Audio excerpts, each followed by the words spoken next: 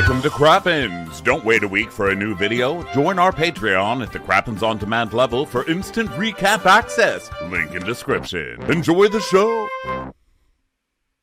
Well, hello. Welcome to Watch What Crappens. I'm Ronnie, and that's Ben. Hi, Ben. Hi, Ronnie. How are you? Good. Welcome home. Welcome back to Merca, Ben. You too, Guys, Ronnie. We just jet-setted and took a trip of a lifetime for a European tour. And we just got back a couple days ago, still jet-lagged. I woke up at 3:30 in the morning today, and I went and exercised because in Italy, everything is up hills and stairs and walking. And guess what? I did it. And now I woke up, and I'm like, I'm going to walk some more. What about that? Good for you. Thanks, Italy. Good for you. That's great. I woke up also around 3:15, and then I sort of laid in bed for a while, and I finally went back to sleep, and then woke up again. It was a spotty night of sleep, but you know what? I'm going to push through because if anything, I'm someone who pushes through. That's what I am. I'm an American hero, basically. We have an incredible day ahead of us because we are catching up with what we missed last week on Bravo, which is the Summer House reunion and the Valley finale. And we're going to be doing Real Housewives of New Jersey. Well, it's tomorrow. I just wanted to finish my thought really quickly about New Jersey, just as a heads up to everyone. We're not going to recap last week in New Jersey. Sorry, my mic was blowing out. I don't know how to fix it, to be honest. I'm gonna scour the settings in a moment. But I wanted to say really quickly, we're not recapping last week's New Jersey. We're just gonna dive back in tomorrow. In terms of Summer House thoughts, well, congratulations, Ronnie. You called it. You said it. Oh, you said whatever. About West. You called it. Now I will say, I think you deserve a lot of credit. I mean, we all knew he was eventually going to be a fuckboy because it's Summer House. I personally was surprised that it happened this quickly. I thought it was not going to be until next season that we got into it. But like, the shoe really dropped. I have to say, you've really fucked up. You really fucked up. When the breakup of 2024 on Bravo, last year was Scandal, this year's Carl and Lindsay, we finally have a reunion. They come face to face. There's already so much bullshit spewing between the two of them. And yet all anyone wants to talk about is how Wes treated Sierra. That's how you know you really messed up. Isn't it crazy to watch the internet turn like that overnight? I mean, overnight. Just crazy. They are going crazy after this fucking guy. And I was actually feeling bad for him for a second because really in the scheme of things, I mean, he did tell us all what he was doing. I mean, listen, I'd love to take credit. I love when people say, Ronnie, you're right. So it was a great week for that. I'd like to thank everybody who took the time to comment that because, I love it. Yeah. It's my favorite thing to hear, and I don't get to hear it that much. But I do want to say it is luck, and I'm not some oracle. I'm not magical. He literally told us, you guys, I Maya Angelou'd that shit. He was saying it right from the beginning. Listen, it's like they said on Sex and the City. There was a whole book spun off of that when Miranda was listening to that lady complain next to her on the steps to the fucking museum or whatever, and she just turned to her and said, he's not that into you. He's not that into you. That's all this guy has been saying this whole time. He's a non-committal fucking child, okay? That's what I don't understand. It's not like I solved some fucking mystery. The guy literally said it, but we just want to believe it. It's like, and I get it, it's why I eat so much, gelato, because it's not called ice cream, and I think that it's going to make me thinner. I know it's not going to make me thinner, okay? Like, there's part of me that no, I just want to believe. And I think that that's where everybody was with West. They just wanted to believe that there's this new, fresh, non-tarnished Bravo man. Well, sorry, But also, I have to believe that Bravo intentionally, they built him up to make him look as wonderful and as great as we could imagine. There was even a New York Times article that came out about this guy. A New York Times, this happened, I think, when we were in Europe. A New York Times profile on this guy. But before we left, remember one of our friends sent us in that clip where the closed captioning was different than the video. And the closed captioning indicated that the original thing that Wes was saying on the interview was that, like, yes, he had been sleeping with other women, but he didn't, like, it was something to that effect, or it seemed to indicate that. But the actual clip that aired was a totally different thing. And in my mind, my new conspiracy theory is they wanted to give West a really nice edit, knowing that it was all going to come crashing down at the reunion, because that was what was going to make people talk more. And like, look, everyone is talking about it. It's like it's the biggest thing. So I think Bravo intentionally made him look as good as possible, just that way they could engineer a downfall. Yeah, well, they're TV producers, so there you have it. They did a good job, Yeah. whatever they did. But yeah, I felt bad for a second because people have just been going nuts on this guy.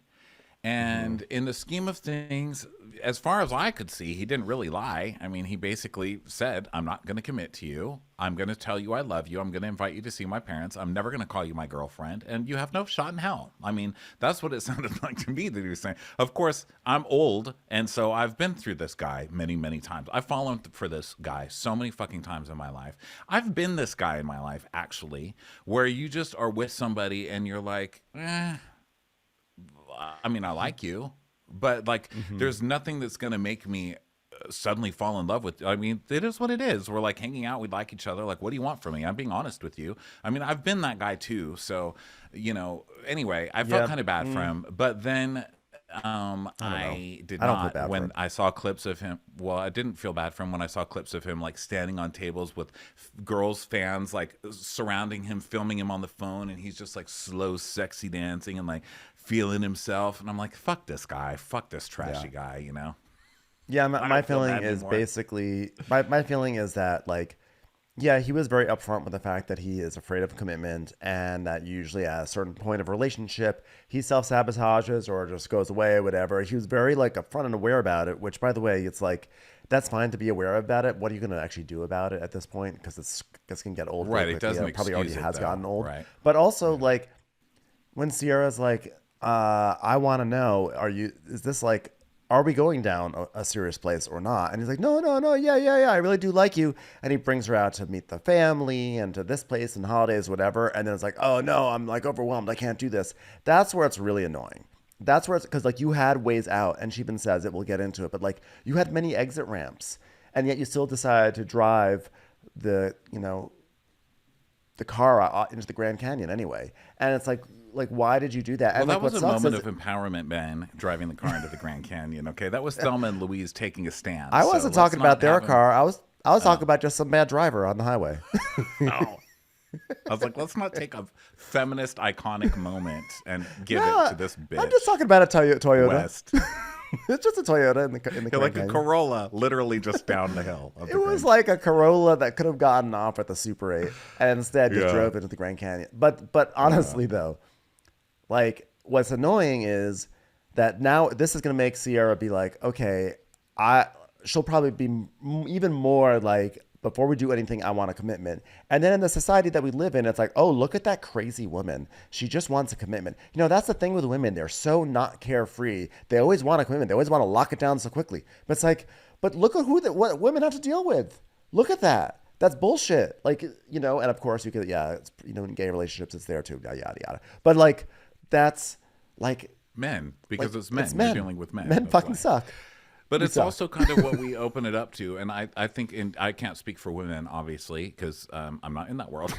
But for gay men, I can say, I feel like we open ourselves up to that by having hookup culture. That's all we have is hookup, hookup, hookup. And so when you want something else, like, it's hard for me to even combine the two things. Like, it's hard for me to even hook up with somebody I like, because I'm not used to meshing those things together. Like, I'm literally so fucked up from the way that gay culture has trained my brain. And I know that it's not everybody, you guys. You have to remember, I'm like of a certain age. I came up in a very conservative, whatever. I'm not saying it's everybody. I'm saying that me in gay culture, that's how it's been for me. And so I think that one of the things I really respected about Sierra is drawing that boundary that's like, listen, it's not always hookup culture. It's not always about fucking to every single person. Like, some of us still do want a relationship. Like, we need that in order to do the sex stuff, And I really like that. And I feel like she had an out as well at that horse date, because that was when it was solidified. I mean, I'd been saying it the whole season, and just because of what he was saying, saying like, this is not the guy, this guy's a fuckboy. But that was the day that I was like, no, this is official. This guy's the worst. Like, don't watch, danger ahead. And I think she knew too. And I think that one of the saddest parts of watching it was that we all saw that she knew at that point, and decided to believe in what could be, and you never ever believe in what could be. Don't have because dreams, people. don't not when it comes to other people. You can't make a vision of somebody and then believe in that vision. You have to believe whatever's in front of you. And this guy is a floppy headed little idiot. He's not that good looking. His mustache is too long. And maybe you guys will come on my side with that now too. The man doesn't even trim his goddamn mustache. He doesn't have a respect for kissing you. The man has 18-year-old or 17-year-old high school boy hair, and he pouts all the time and wears base. So get the fuck out of here with this fucking guy. We all should have known, and I feel really bad for Sierra because I saw in that episode that she did know, and she chose to believe in something that she knew wasn't there. She fucking knew it wasn't there. She knew it. But you know what, though? People are really allowed. sad. I think people are allowed to hope for the best, and I think that like when you have someone who is as charming as West, it's like it sucks. It sucks if like you have to go through because of the Austins and the Wests of the world that you have to like go through life when someone is actually being like sweet and lovely that you have to just not believe them. Like that sucks. Like you should be allowed the privilege of believing someone when they say they have best intentions. But he didn't say that. Well, but He no, but said, it was I'm, like, he said, I'm not, I don't have commitment. I don't have this. And when she said, but why is it okay for you to tell everybody that you love them? When you tell everybody you love them, it makes it less important to me. The way she laid that out for him, I thought was so beautiful. And he was just like, it's no big deal. yeah, but you know what though? He invited her to like they did go to meet his family, and like that's an action, and like one could say like, oh, he put his money where his mouth is. They did go see the family, they did do things, and I think it's reasonable to believe like, okay, he actually has expressed some like intention in this. They had sex. He didn't immediately ghost her. It seemed like that still kept on going for like 3 more months. So she had a reasonable expectation that this was actually a fairly committed situation. And so like it just sucks. It sucks that it's gonna jade her more. Like it just like she's gonna say now with every future person, it's like, no, I still like, you know, I like you can't just believe people when they say they just want to do nice things for you. So well, you can't believe them. I mean, look, and this is the thing. It's not victim blaming. I'm not like, she deserved it. She saw it. I'm saying she had the instinct, and I think that she showed us on TV that she saw it, and she chose to believe in this person. And look, when you say we have the right to believe, of course we have the right to believe, but if you see someone coughing, move the fuck away from them. What are you going to see somebody coughing and then go eat your lunch next to them? No. I don't want your fucking germs and shit after the 4 years we just went through. It doesn't mean you're a bad person for having COVID or whatever you have, but have it over there. Don't get it all over me. And if you know you have it and you're still coughing all over me anyway and not wearing your mask or whatever, go fuck yourself. And that's what I say to him, you know, because that is what it's like. He knows that this is his thing that he's about to inflict on somebody, and he goes out in public and he coughs all over everybody anyway. He coughs his fuckboy COVID onto people instead of being responsible and putting a mask on. I have to say though, like I think that you know, for West, he did learn what it's like when someone makes a promise and welches on it, because I'm sure his stylist said, "Don't worry, I'm gonna make you look really good for this reunion," and then he showed up looking like that. So you know, now he knows what it's like to be burned. Hair. How can someone who's blessed with that much hair? Listen, bald people, do you know how hard it is for us in this life? Do you know what we'd go through? And you're blessed with this beautiful head of hair, and this is what you do? Like, you consistently fuck everybody around you over with this haircut. That's all I'd like to say. Again. Well, he went from the broccoli hair to like the middle part, and the middle part looks actually worse. The middle part looks really worse. Long. And he's wearing this oversized like cream or beige suit, which I don't know if that's in style or not, but to me it did not look right on him. This did not look like him. This looked like someone had a vision. He looked so out of his depth. He was just in this oversized suit. He looked like he was at the end of the movie Big, and nothing like he looked terrified. He looked scared. He had the middle part going on. It was a full flop, and that's pretty bad, because you also had Danielle that's there. Danielle, who literally is the CEO and founder of a startup that tells you what to wear. That was very nice of you to say that. She's the CEO and founder of something called Don or Donnie. Someone came up to us at one of our live shows in London and said, by the way, my friend works on our app and says that everyone's freaking out. It's a disaster over there. But she looked like a couch. not to steal from Katie Maloney, who stole from someone else, but she literally looked like she was wearing upholstery, and he still looked worse than that. Oh my God, Danielle looked like the Great Depression. Was she doing? What in the world She made was she doing? me want prohibition to come back. I was like, wait, we messed up. Everything in Danielle's closet. Okay, let's keep alcohol, but please, stop letting Danielle dress herself. I know she normally looks great, and somehow she just emerged with this, like, I don't know, the algorithm on her app went way wrong, and she came out into the stage looking like that. Like, what went wrong, Danielle? What went wrong? The Gabby algorithm on the entire Danielle app is wrong. Just Danielle is wrong. I don't know when Danielle just fritzed out.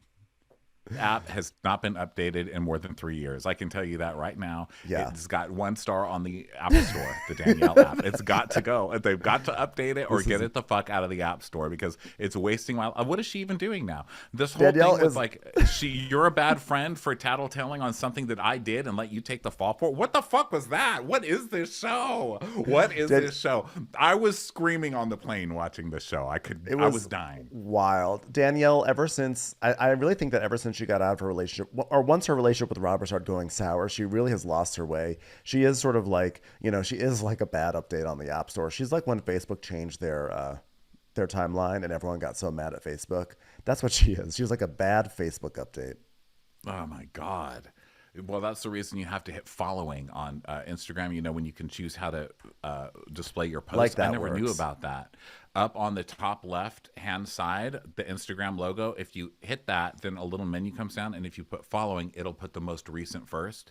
Because I feel like every time I open Instagram, it's people like Danielle who are always at the top. And I'm like, why are these people even on who are these people? I don't want them here. And so I figured that out. Anyway, crazy episode. Let's get into it because I know we should probably start actually recapping it now that we're 20 minutes into it. But like, it was a thing. And like, honestly, I've been waiting for this moment for several days because waking up on Friday or later, actually, no, we were ahead of this airing. And so it was like around, what was it? Like there was some point where like all of a sudden everyone just all of Instagram started talking about this reunion. I was like, oh my God, something happened on Summer House. I can't wait to see it. But now we're here. Yes. And, it's traditional opening, 5:32 a.m., people arriving at the reunion taping. Lindsay arrives. Music's like dun dun dun dun dun dun dun dun dun dun. She's like, today is gonna be a day. So, Danielle, everybody's just getting ready. We see Jesse arrive, and it's so funny because he walks in the dressing room and he's like, wow, I'm going to get to hang out with the guys all day. This is going to be so amazing. Day with the boys, best day ever, right, guys? It's like, oh, you wait, sucker. Say goodbye to innocence because this is your first reunion. You're about to have 5 assholes when you walk out. Yeah, that Jesse was like, wow, West and I, people love us, the best casting choices in like 5 years. It's going to be smooth sailing today. Yeah. By the way, I have to say something that has bugged me about something that I said. I think on our last Summer House recap, I said that they have not cast they have not had any success casting men on Summer House since like the first season. How could I overlook poor Luke from Minnesota? I apologize to all the Luke heads out there who felt like they were not heard. I'm sorry. All the coyotes. I live on the 2nd floor. I live upstairs from you. Have you ever had a hot dish before? Coyote. And Andrea, I feel like does not count because he was cast on Winter House, not on Summer House. So people are arriving. Andrea looks super weird now that he's married, right? He looks like he's really changed. I don't know what it is. I don't know if he started getting more sun. Yeah. I don't know if he got more sun, if he's just more leathery. I don't really know what it is, but he looks a lot different. Happiness looks odd on him. But congratulations to him. That was really rude, so sorry to start it off like that. But congratulations to him for getting married. That's so cool. I'm glad he found his love. See, there's a man. There are men on Bravo who do just want love. That's all that guy wanted. He's like, I want the man to bring home to my mama. He has actually defied expectations because we pegged him as a fuckboy from the very beginning. And it felt like what he was doing was fuckboy behavior, but ultimately he kind of wasn't. He pined after Lexi. He Yeah, was but at one point, but like Lexi we stood up got to him. him, remember? And then he Yeah, was like, "Oh, but Lexi left me because I was a fuck boy. Lexi, come back to me." So yeah, he was the dream. He's what happens when you confront you lay boundaries for these fuckwits, and it actually worked on him. yeah. He literally left Summer House. I have to imagine that. Like, I don't think he was fired. I think everyone's always liked Andrea, so I feel like he gave it all up for Lexi, and it worked. I mean, like it's a success story so far. So Yeah. good for them. So Carl comes and the music is like dun dun dun dun dun dun. You look great by the way. You look great by the way. Dun dun dun dun dun dun. I'm And overwhelmed. it cuts to, oh hi, I'm just here looking for a little softness and tenderness. Hope you guys have some Softness and tenderness. Yeah, so he's arriving, and then Gabby and Lindsay are doing their makeup and everything, and they're just talking about like, Lindsay's like, yeah, I don't really like look at Carl like with emotion. He's just like, buddy in the room. Walls. And Really Gabby, not very soft and tender. whoa, I'm not just a body. I'm a body in white jeans. So let's I'm have not some just a respect. body. I'm a member of Paris Boot Camp. Okay. Gabby is really overdoing this Lindsay fangirl thing. I don't like it. I think Gabby deserves better than just being a lackey. And it's bothering me at this point. She's like, Linz, how do you feel, Linz? This is going to be like the first time since BravoCon since you've seen Carl. How do you feel, Lindsay? Oh my God, Lindsay, tell us everything. Be quiet. Like, do your own thing. This is too much. I think Gabby's too good to be standing somebody. Like, she's better than to be the Danielle part two. I don't like it. Yeah. I don't like it for her. Gabby kind of got lost in the mix this season, I feel like. She had like one moment with the balloon guy, but she kind of was, yeah, she didn't really have a presence. I felt like she was going to be, I thought there was going to be more for her. But, it's hard. There's a lot going on this season. It's hard for everyone to have a story, I guess. So now Carl's in the dressing room, and the producer's like, so how'd you prepare for today, Carl? He's like, well, I've been preparing for, like, I feel like the last 8 months, honestly, and, like, just, like, trying to do, like, a lot of work. I mean, not, like, working, but, like, doing the work without working. Except like actual work. Yeah, I don't do that. Yeah, that's Did you like that that's he hard. told on himself here when he said, well, I've been preparing for like the last 8 months, actually. Yeah. Yeah, you sure have, Carl. You sure fucking have. You've been laying this groundwork for a very long time, sir. And you're still failing, loser. No, but I'm like trying to like clean up my side of the street, which like I'm not actually getting paid for that. It's more like an internship for the sanitation department, cleaning it up. And I mean, like, listen, this isn't all on her. It's like mostly on her. It's like, but it's also not all on me. It's really, it's basically on her, but like a little bit on me. Like really all on her though. And I just feel like we both were responsible for a lot of this, mainly her. Yeah. I mean, basically, she's responsible for being a monster, and I'm responsible for opening my dating life to things that are under my bed. So, it's kind of my fault, too. It was rough. You know what? It takes two to tango, as I like to say. It takes two to give a really hard hug. So, excuse me. Terrorism takes at least two people. One person to be the terrorist and one person to get bombed. And I'm the person that got bombed. So, terrorism takes two. Thanks for asking. So Lindsay's like, yeah, I think he told like a lot of lies, and I think like it's pretty obvious how much he was like laying the groundwork and planting the seeds to villainize me. And Gabby's like, I hope he's shitting his pants right now. Actually, I'm like, I actually hope he's not, just because they're like very white, and I think we'd see too much of that.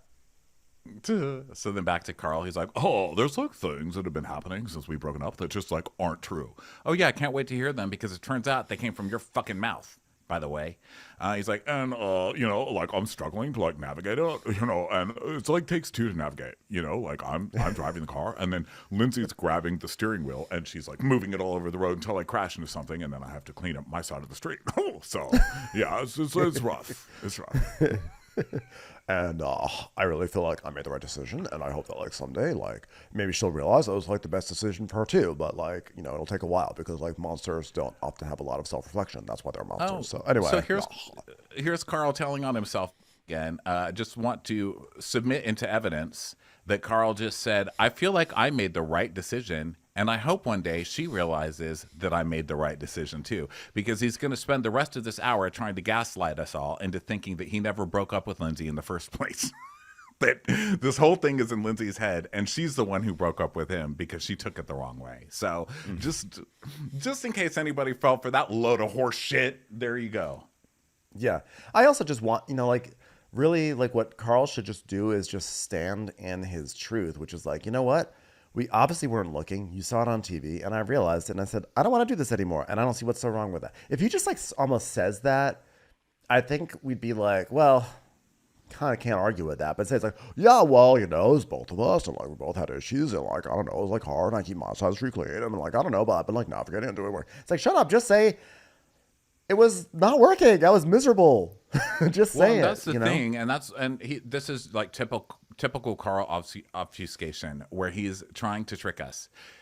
No one thinks you should have been together. First of all, ever. No one ever thought it was a good idea. Last year, when you guys were doing your fake and bake relationship and your babe, we all knew this was trash. You're both trash. You shouldn't be together. Okay, we all knew it.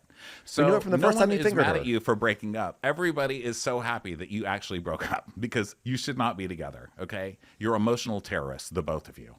The problem is that you're such a fucking liar, and you can't just be a stand-up person and say what you're feeling. You have to try and trick it to make somebody else look like shit the whole time. You can't, and you've done, it's not just with Lindsay, you do it with Kyle, you do it with everybody you've ever dated on this show. You're just terrible. It's like, stop fucking over other people. It's like he's getting some sick pleasure from like making everybody think a certain way about someone. We already know Lindsay's crazy. You're the one who's dating her. Get rid of it. No one thought you should be together. It's just how you go about it, you fucking fuckwit jackass Carl. Falling for this shit. So now West is arriving, and he's got his little eye mask things on. And he's like, why? He's like, this feels like a pregame tunnel, right before the championship game, right? I'm like, yeah, a championship game that you're about to lose miserably. We get it. Yeah. And we get it. You like sports. That's your thing. Game 7, New York Knicks versus the Rockets, 1994. That's what you're walking into. Not saying I'm traumatized, but... And you're John Starks.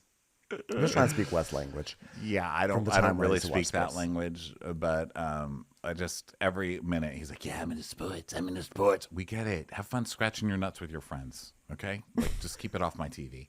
So we're so angry.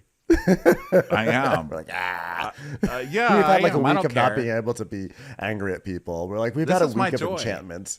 Look at the smile on my face. Do I look angry? This is my joy. I mean, I finally have it's like I finally can just let it unleash, and I'm just so happy. It's my hobby, being angry. So everybody calm down out there.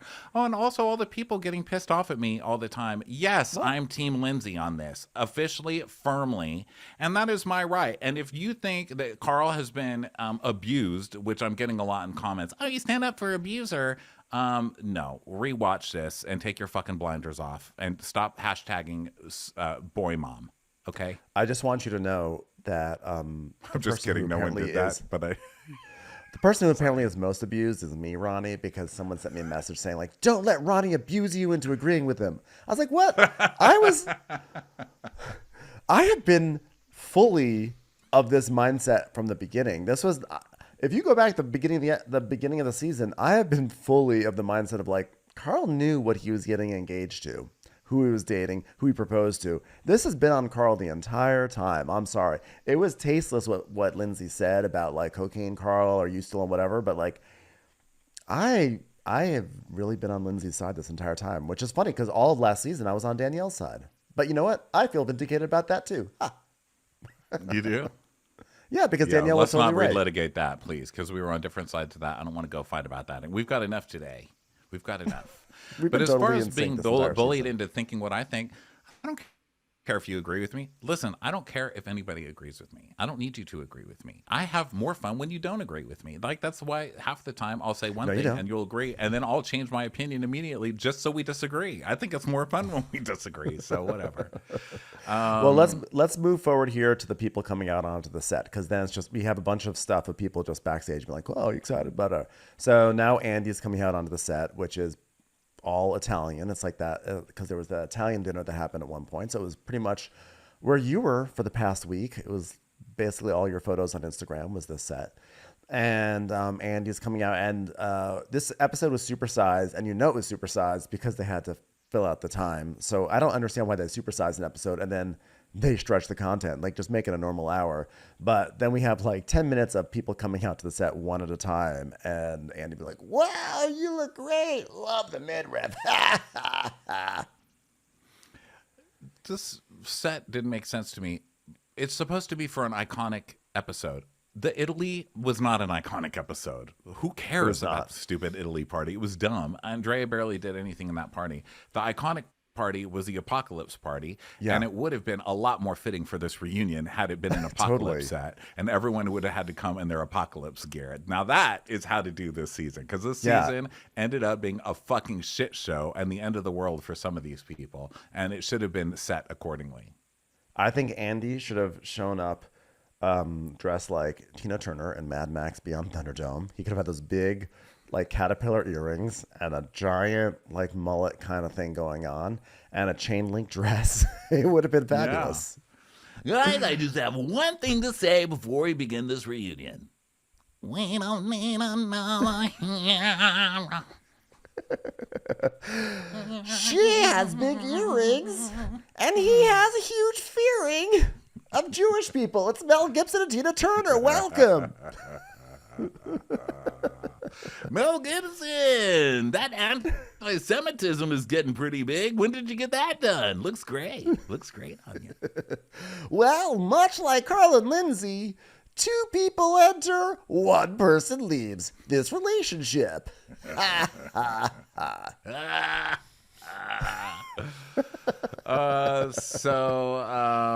Everybody comes out looking amazingly hot, and the girls, they're all girls like looked midriff, out of control gorgeous. They were beautiful. Their looks looked great. Everything looked great. They looked wonderful. Except for Danielle. Lindsay has been setting... Say it again? Except for Danielle. Except for Danielle. Bless her heart. It doesn't bring me but joy. You know what? It's not what's on the outside. It's what's on the inside that counts. Oh, sorry. That still sucks. Everybody comes out looking gorgeous, and I love that the girls did this, because the girls are such shitheads on this show. I mean, the season ended where we were like, oh my god, the girls are all getting along. No, they still hate Lindsay, especially Paige, because Paige whips this out at the reunion every year. She's one way in the season, and then she comes and just unleashes hell at the reunion, especially towards Lindsay, and she does it every single time. And I thought, wow, it's going to be weird to have a reunion with Paige not doing that, but Paige was like, fuck it, I'm doing it anyway. And the girls on her side all were like, fuck Lindsay's Ariana season, because Lindsay really has been trying to set this up as a Scandival moment, which, Linz, sorry girl, like, it's not. It's just not the same thing. No one's going to react the same way. You're not. All right. They're just not the same. But we all knew that Lindsay was going to come out in a version of that dress. She was going to come out in a midriff revenge dress, just like Ariana did. And she did it. And all the other girls were like, we're all doing that. We're not going to let Lindsay have this moment. Yeah. Midriff Mafia. By the way, did you see the rumors? I mean, the rumors have been sort of brewing, but now they're really strong, that Amanda and Kyle may be Splitsville. Someone on Twitter was pointing out very vociferously that Amanda has scrubbed all images of Kyle. She didn't, though. She didn't. I looked and I didn't really see any Kyle on her Instagram. Whoever's spreading that is kooky. No, I fell into this rabbit hole yesterday too, which I think we were doing the same thing, like lying in our beds in the fetal position, crying and scrolling through Instagram. And I saw that too, but then I followed up on it, and no, she didn't. So I don't know what people are talking about. Now, there was a Dumois thing about Kyle cheating, and supposedly, well, not cheating this time. This time he was sitting in a restaurant, and he was overheard cheersing his friends. He was giving a toast to finally leaving Amanda, or that relationship being over, and supposedly everybody was like, yeah, but I don't know. I don't believe it. What do you think? I don't know. I feel like they're going to be together forever. I think despite any issues they have, and all issues of which they do have, I think Amanda loves a fixer-upper, and I think Kyle loves his youth. So I don't know, somehow they it works. Not functionally, but I think they're drawn to each other in their own weird way. I guess we'll find out though, because it is curious timing. I mean, look, it's June 10th, filming's going to start probably in about 3 weeks. Oh, It's going to be wild yeah. this season because this is the latest that Summer House has ever ended, if I can remember. You know, like we are in summer basically, and this show is still happening. So, you know, they're going to be I'm fresh off the going to- reunion stuff. I don't believe that they're broken up. I don't think that they're going to be together forever. I would give them probably 5 more years. So what is this, 2024? I'll give them to 2029, which actually seems so far away. Oh my God, I'm going to be so old then. Hold on. Let me just take a moment and stop thinking about that. Okay, brain scrubbed. Back to the show. So Never there's blacked yourself. you got to learn to immediately scrub that shit when you watch Bravo enough. Let's get into it. So everybody's still coming to the set because they take literally 10 minutes. Andy's commenting on everybody's midriffs, and Lynn's is like, I'm painting it on. Honestly, not gonna lie. Wow, I can't believe she would steal my iconic line. Not gonna lie. Not gonna lie. Not gonna lie. Oh, Andy, comment on my stomach. Do you like my stomach? Put your weight on me. That's still mine. Still mine. Still mine. Yeah, well, Lindsay and I had a really bad breakup. We divided our assets, and unfortunately, she took not gonna lie. So I will not tell a mistruth and say that I do miss saying not gonna lie. Yeah. I mean, look, it takes 2 to not gonna lie. So, unfortunately, Lindsay stole Andy. it from me. So, Hey, Andy, can I get a hug? Can I get a hug? Harder. Squeeze me harder, Andy. Harder. Tighter, Andy. so Andy's like, So I'm sure that everybody realizes tonight's set was inspired by anybody? No? No one remembers? Okay, lots of lemons. episode- Nobody? When Dorit made Buco de Beppo room from Capri, something like that. No, Paige is actually based on something you did this year. Try again. Anybody? Lemons? Oh. Vespas? Oh, just be generally awesome and like win back the audience and be the one who probably should have had the article written about her in the New York Times, but instead it was West.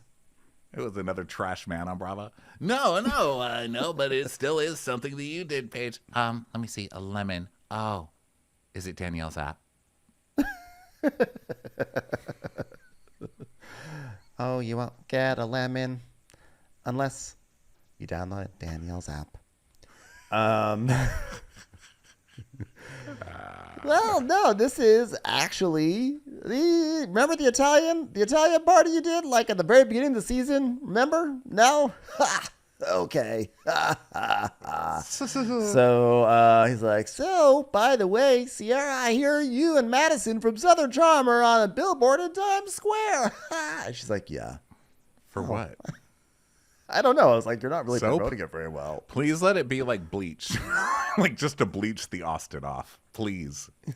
I know. So imagine it's just like the big I've seen billboard you that was up there I've for seen you and Fallout. Madison on the billboard in Times Square for that ad for penicillin. That was pretty exciting for you guys.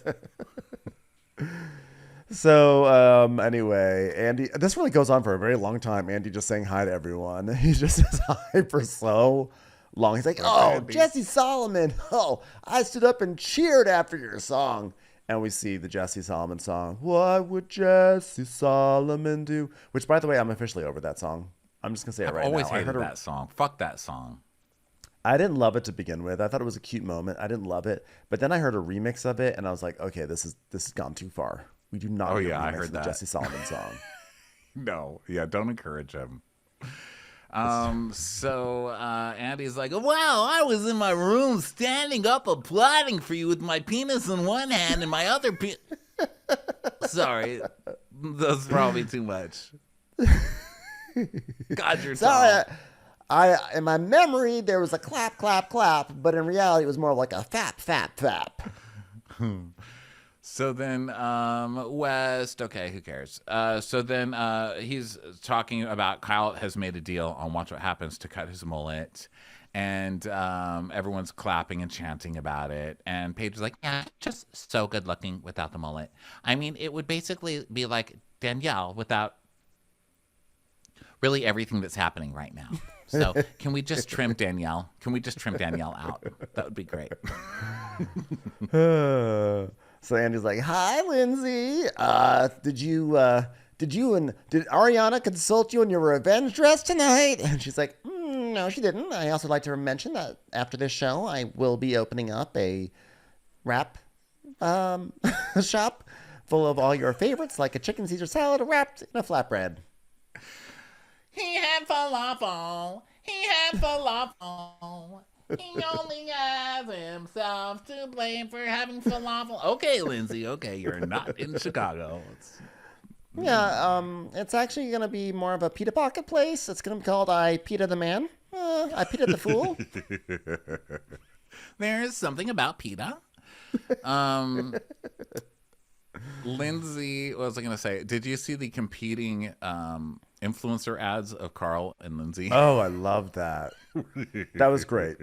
That was honestly great. Carl and Kyle did some like weird like goldfish thing, right? Like where like Kyle like is like, hey, if you ever want a goldfish, here they are. And he like tosses it to Carl, and Carl's like, hey, so goldfish, they're tasty and delicious, and well, it takes two people really to enjoy a goldfish. Like someone that's on me and someone that's on the goldfish.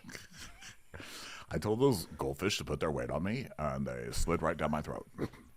Hey, Carl, why are you hugging that bag of goldfish? Hold on. Squeeze me. Hug me. Harder, goldfish. Harder. Squeeze me. Harder. Goldfish don't have arms. And that's the problem. You used to like my hugs, goldfish. And then Lindsay came out with one. I forget what his said. It was like passive aggressive, but I will say, Carl looks methy. He looks like a meth head. He looks dead eyed. I don't know what's going on over there with if he's gotten on the Ozempic craze or what's going on. He looks terrible. He's probably sad. It's probably been a really rough season for him. But he looks dead-eyed. And so he's doing no one wants to see someone dead-eyed eating a goldfish. You know what I mean? I need more charisma from my goldfish enjoyers because goldfish is really good. And he got lucky enough to do Old Bay goldfish, and it was just a fail. Yeah. But then Lindsay came out with one. That is a good description of him, the Old Bay for Lindsay. The Old Bay. Hey, just like, wow, you could have just stopped at old. For Lindsay, just stop it old. It's funny that Lindsay didn't get that one because we've been calling Lindsay Old Bay ever since I got here. So. Oh, look, here's Danielle's goldfish. I didn't know there even was a spice called Sad Bay, but I guess it exists. So what was I gonna say? Okay, yeah. So Lindsay had one that came out a couple days later that was for Cheez-Its, and hers was like, this is a far superior tip than some people named Carl. like it was so She had obviously like a fish emoji in there, and like yeah. And she said something like, and this, this is being sold by someone. You can tell by my completely natural, original smile. And it seemed like something that she was dissing his big porcelain teeth. But Lindsay, those aren't your original teeth. Who the fuck are you kidding? Can we stop shaming each other? Like, you can't throw dentures when you live in a porcelain tooth house. Yeah, but the difference is that like Lindsay, she has her angle. She looks great. She looks great in the picture. She's holding up her Cheez-It, which, by the way, like, how funny that this is the state of Bravo affairs, that we have competing like cheese cracker, feuds happening. And she's eating it. She's like holding it up like, oh, but it looks great. And then you have Carl's where he has like this goldfish back and like, oh, and it's like Cheshire cat grin right in front of the camera. And you're like, whoa, I think I'm gonna go to the Cheez-Its. Yeah, Carl's he just doesn't have the whatever, that spark, the it factory, or as the kids the it factor, or as the kids call it today, Riz. Yeah, Carl doesn't. That's not. No. Well, it's funny. I was actually trying to land the Ritz account, but they said I didn't have enough Riz, so I only had the tea. That's why I'm back at a tea company. So basically, Andy's like, okay, I want to say on behalf of America, I am so glad you losers are not getting married. And he's like, oh yeah, I think it was the right decision. Absolutely. The right decision that I'm going to deny making for the rest of this episode. So enjoy that. How does the rest of the group feel? Amanda's like, everyone's like, yeah. And Amanda's like, yeah, we're like part of America, so we agree. And so Andy's like, well, Carl and Lindsay, you both just watched the finale and saw the breakup for the first time since it happened. I'm curious, what was that experience like for you? Was it as hilarious for you as it was for the rest of us? God, it was so good.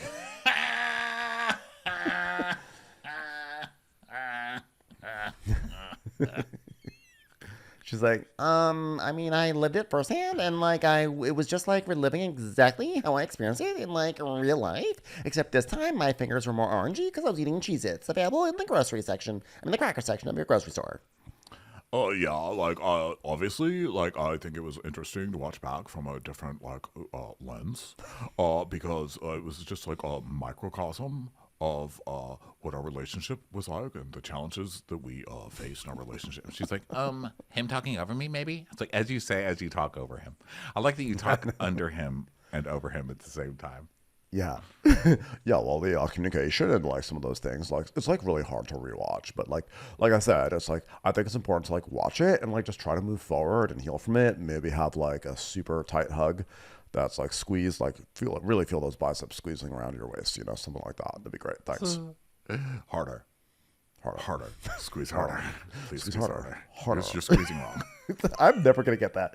Honestly, that was just one of the creepiest things that ever happened on Summer House. I will never get it out of my brain. Carl has something every year. I feel like he's got something every year, but that hug me was gold.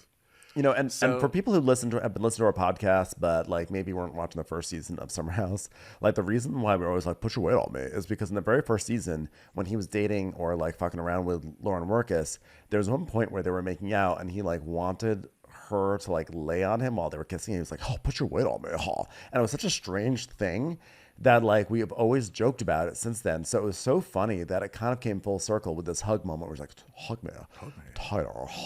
You're hugging me. So, Andy's like, so we're going to get to it, but I'm curious, as you sat there for that final conversation, was it your intention in that moment that you were going to break things off, Carl? And he's like, No, what? I walked into that apartment to get on the same page. I called the camera crew and filmed a pre-scene with Kyle and brought cameras back up after we had wrapped shooting because I just wanted to work things out. Shut the fuck up, Carl. Who was buying this? I just want to get on the same page with my fiance. I wanted my fiance to put her weight on my page, and that way they're, you know, because they've been fighting and we just had like a lot of conflict. And Lindsay's like, what the fuck? She's like laughing and she's like, he literally said he doesn't want to get married, and so he's like, yeah, I want to try to talk to her, and like I'd hope that like maybe it would go differently. I'm like. She literally opened up her end of the conversation on a note of like, oh, I just realized like maybe I hadn't been as empathetic to you as I could have been, like that. And now he's acting like, oh yeah, well she really started it. Yeah, that's true. She did open it like, okay, look, I've thought about what you said in our last conversation, and maybe you're right. I haven't been showing. I'm making you feel weaker than, or whatever she was saying. I'm making you think I don't believe in you. Or whatever. Like, so yeah, he was not trying to work it out. But nice try, Carl. That's my thing with Carl. Why can't you just say, yeah, well, I called the cameras back in because we're on a reality show and we've put you people through this for years now. And so I'm going to let you watch me dump her too. I mean, why not? Like, well, it's called being a performer. All right. You're welcome. A professional. I mean, Or he could have just said, no, yeah, I was going to break up with her, and I wanted the cameras there so that way people could see it, and that way she couldn't twist it. But Gabby says, well, actually, we just said, like, yeah, but, like, it wasn't, like, Lindsay didn't think it was going to be a breakup. Like, that's why she started by saying, I'm sorry. And Lindsay's like, yeah, not to mention, the second I woke up on Wednesday was, like, the second I woke up on Wednesday morning, because this was filmed on a Wednesday, she says, I walked straight into his room, the second bedroom. So they were already in separate rooms, which is kind of wild. And Carl's like, yeah. And you said, why are we filming today? Yeah. And she's like, yeah. And I said, did you check your text? That's what I said. She doesn't even read my text. Can you believe it? She like didn't even look at my text to say that we're filming today so I could break up with you. Wow. So notice he's talking over her while she's just trying to say a very simple thing, which means he's done something wrong, right? So he's like, and you said, are we filming today? She goes, yeah. I said, oh, yeah. Did you check your text? Do you know why they want to film with us today? And for 45 minutes, Carl straight popped off on me. And he's like, oh, yeah. I was really, really upset, Lindsay. I was really, really upset. What are you upset about? What was he upset about? You were the one who called the cameras and just went and shot a scene with Kyle in order to, it's like he's hyping himself up, like he's about to go on the field to take a West reference. Yeah. That was a good sports reference, Ronnie. Good for you. Thanks. You like that? Lindsay's like, yeah, he was screaming at the top of his lungs, which is also funny because Again, whenever Lindsay says that, I never really know because we've seen it several times this season where Carl's like, Lindsay, I really didn't like what you did. Why are you yelling at me? So she does do that too a little bit. But I do believe that he was being an asshole in this moment and he was not being sweet little boy Carl. So he's like, oh, she goes, yeah. And he was screaming at the top of his lungs. He's like, no, I wasn't. She goes, yeah, you were. And he's like, you can't treat people like that, Lindsay. He just said when she said he was popping off, he goes, yeah, I was very angry. So now you weren't popping off, or you just don't like the term. These two are exhausting. So basically they start sniping at each other, and it's annoying to watch because frankly, we've seen them do it for years. We didn't see them do it last year because they were faking it last year. But before that, remember, they dated before, and it was just this over and over and over and over. So Lindsay's basically like, so you don't want to own that you were screaming at me? And he's like, Lindsay, we were both upset. Like, you stuck your head in the sand. And she's like, yeah. And then you said, if you don't change. You can't stand responsibility, Lindsay. You can't do that. By the way, I still haven't gotten a job yet because it's just like a lot of pressure. It's a lot of pressure. It's Lindsay's fault. It's ultimately Lindsay's fault. It takes two to get a job, and right now it's just me. So it's Lindsay's fault for misunderstanding me when I totally wasn't breaking up with her at all. So also, this is when I realized, oh, Paige is coming with her normal reunion energy this year. I don't know what I was thinking to think she was going to come with anything else, but Carl was like telling off Lindsay about how she won't accept responsibility for anything, and Paige was just like giggling about Lindsay. I was like, oh God, what happened? What happened for Paige to come in this openly hating Lindsay again? And I loved when we finally found out what it was, because it's literally stupid. That was the best thing ever. It was so summer housey. I loved it. Yeah, I'm excited because I've actually forgotten at this point what it was. So I'm excited to, like, as we get through our notes, to like come back to it and be delighted all over again. To revisit your initial joy that you've forgotten. Okay, so they are fighting back and forth about who screamed at who, and why they're not, and how he didn't break up with her. And she's like, yeah, you did. You said you were screaming at me, and you said, I'm this close to canceling the wedding. And he's like, no, I mean, I said if we can't get on the same page. And she goes, but you said it 20 times. And he's like, oh, I was fighting for life in a relationship that I just wanted to work. I was fighting for my life. Fighting for life. Fighting for your life by, you're the one who broke up. You're the one who ended it, right? I was fighting for my life, so I ended it. So Andy's like, well, I'm glad you guys basically ended it, And he's like, look how defensive you are now. He's like, well, you're happy now. Yeah. But it's like, yeah, but you're happy now. So you see what I did for you? You're happy now. She goes, yeah, but like I just outed what you did that morning. He goes, Lindsay, you've been dating someone since January. And Paige just rolls her eyes like, I hope everyone caught that I just rolled my eyes really big at this old hag. Okay, great. It's like, you have the apartment. I paid half the rent for like 9 months. Okay, I've been courteous. And she's like, yeah, because you signed a lease. What else are you going to do? He goes, oh, what else do you want from me? I paid rent now, Lindsay. And she's like, yeah, and you signed a lease a month before you called off the wedding. Carl...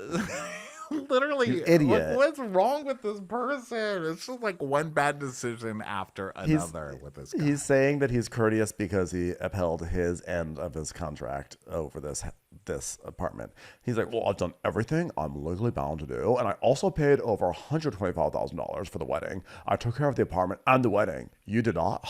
She goes, you canceled the wedding.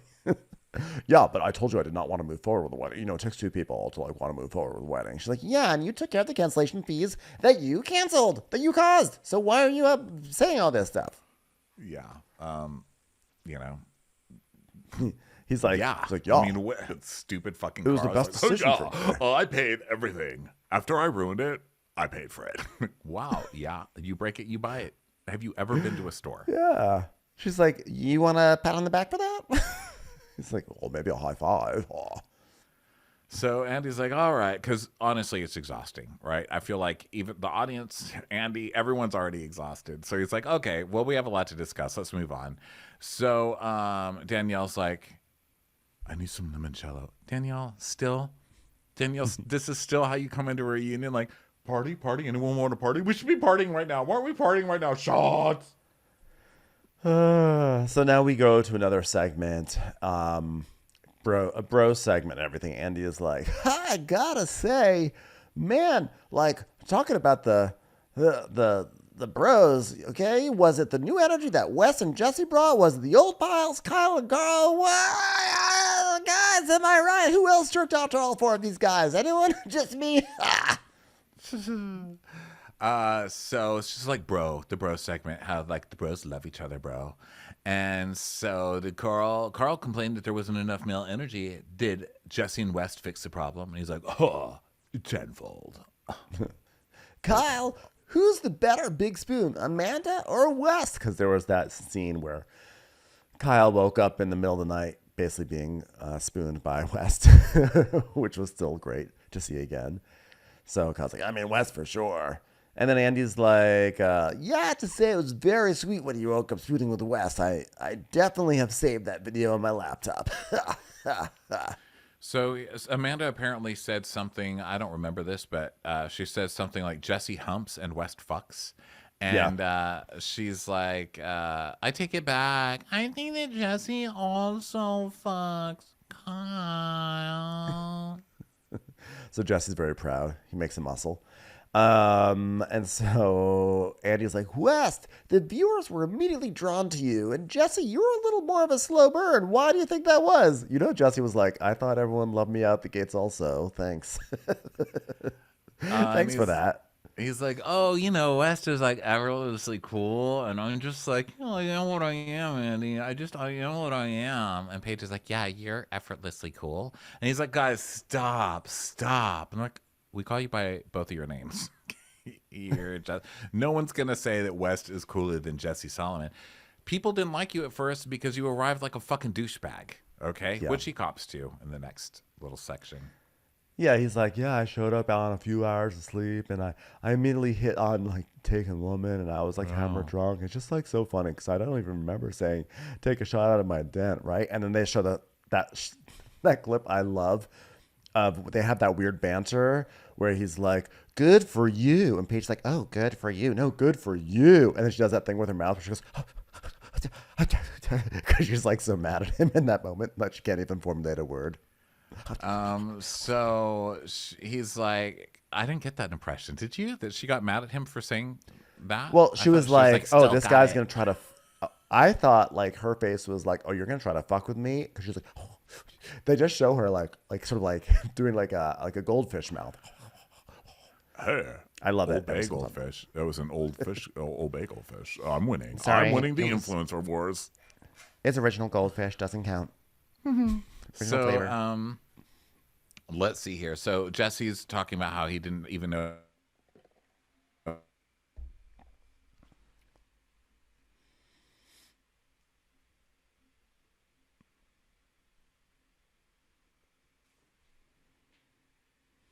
Reality. That was real. It's like, okay. Then why you got to say it again?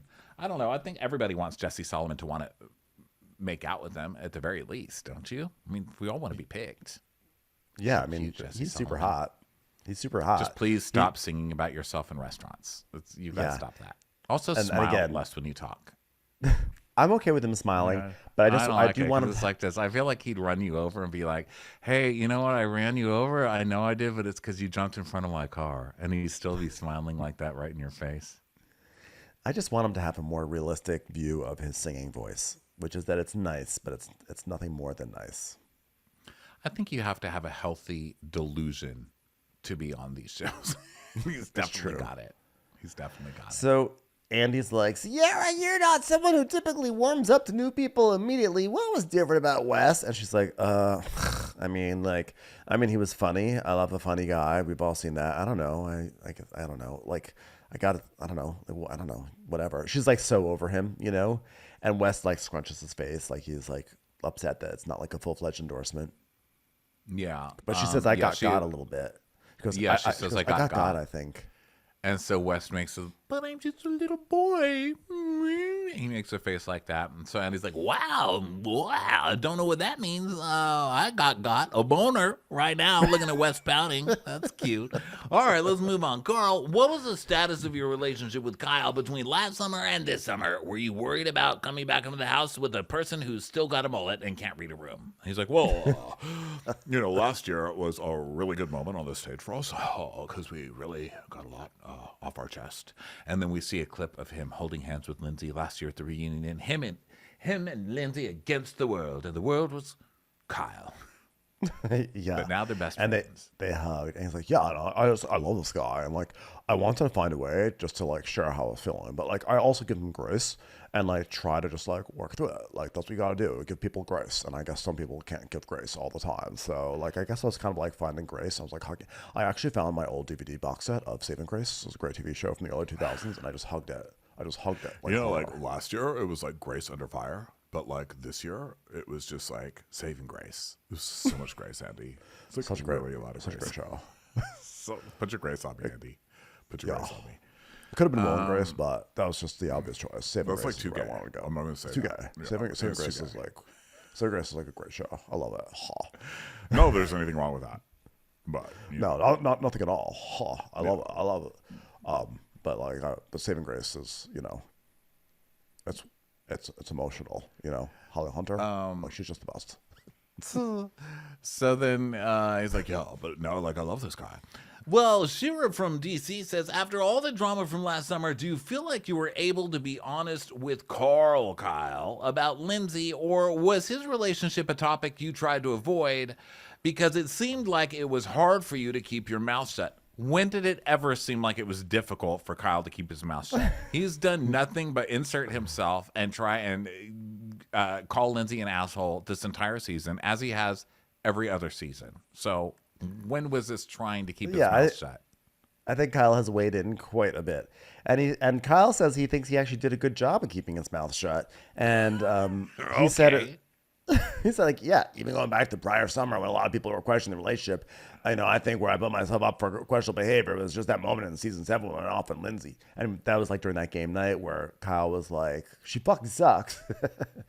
So he's like, yeah, I put Carl in a really hard place. And despite the challenges that we faced really early on, like I did find myself like actually trying to suppress my feelings because I knew like a lot of people would have opinions. And I don't think I need to be another person voicing them, even though that's exactly what I did.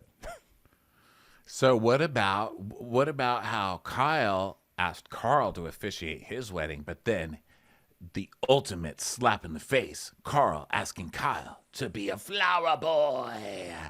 So what about that? And Kyle's like, Yeah, well, I did not expect him to like reciprocate and like giving me like a mission critical part in his wedding. You know what I mean? That's not really what I wanted, So I just want to make that really clear because I did insert myself into their relationship. and Paige is just cracking up over there. Yeah. laughing. And I love Kyle inserting like corporate lingo into this. Well, it was a mission critical thing. I wasn't expecting it. And he's like, Pie chart, numbers. You know what I mean? Expectations of a quarter. I just didn't expect it. as per your previous email, Andy, I really felt like, I wanted to circle back to this and just bump this up to the agenda, please. FWD, Andy. FWD. So and he's like, okay, you don't have to forward it to me. I read the subject header, and I'm done with this conversation. So then what's up with so Kyle was like, I did expect maybe to be a groomsman, like I didn't have to be best man or officiate, but like maybe something better. And Sierra's like, not flower boy, sorry. And then she's cracking up with Paige. And Kyle's like, Yeah, I mean, like, I was just like, so am I in the wedding party? Do flower boys get to drink? No. Do flower boys get to hand the audience lover boys? No. You were in the stupid party of one. That was you. So then Kyle was like, yeah, they say something about it being like an adult only resort or whatever. But anyway, Andy is like, because they're saying, who said it? Jesse goes, I guess but the resort didn't have kids, so they had to ask the guys to be flower boys because who else would do it? There were no kids allowed. But I also love this idea of like, well, we had to like bend the rules of a traditional flower boy, flower girl situation because the resort, but they couldn't bend the rules of like just adding another person on the groomsmen or the bridal party or whatever you call it, groom's party. Like that's what I don't understand. Like they say, oh, Carl has a lot of these buddies. He goes really deep. He's got like all these really good buddies. There wasn't any room left because it's gonna be 9 and 9. Why? Add Kyle. Like I don't understand why you just can't. Like why does it have to be 9 and 9? Why does it have to be even? Like it makes no sense. So I think because Carl just had like a million people that he wanted to invite, and Lindsay has a certain number of friends. So she's like, I have 8. And he's like, but I need more. She's like, okay, I can invite this other girl. But listen, I add more people, I'm going to start adding people from fucking Pizza Beach. You know what I mean? Like, no, Carl, like we have to make a limit at some point. I think it ended at 9 where she was like, enough. And he's like, unfortunately, Kyle wasn't number 10 or 11 or 13 really, or 19. Yeah. Kyle was like number like tier 3. 73, actually. Yeah, so Andy's like, well, Lindsay, do you agree that's like something of a demotion for Kyle? And she's like, I mean, that's between the two of them. Like, I mean, like, what I didn't like was this like whole moment, like, Andy's like, you had nothing to say in it. She's like, no, like, I did not have anything to say about who's Carl's groomsmen were, and he didn't have anything to say about who my bridesmaids were. He's like, so you had no opinion, no opinion whatsoever, which is funny because when you watch the episode, Carl said this whole thing about like, well, I just know that like Lindsay wouldn't want Kyle to be a groomsman, and like she hasn't even said it, but I just like no, she wouldn't want it. And now she's like, I had no say in this whatsoever. Right. And so she's trying to say like, and I don't like that he was making it sound like I did, right? But they keep interrupting her. And he's like, okay, but if he had said, I want Kyle to be my best man, you would have said what? She goes, I would have said great, She goes, actually, we agreed on a number 9. He has 9, I have 9. And then Paige is like, oh my God. And Sierra's like, that's a lot.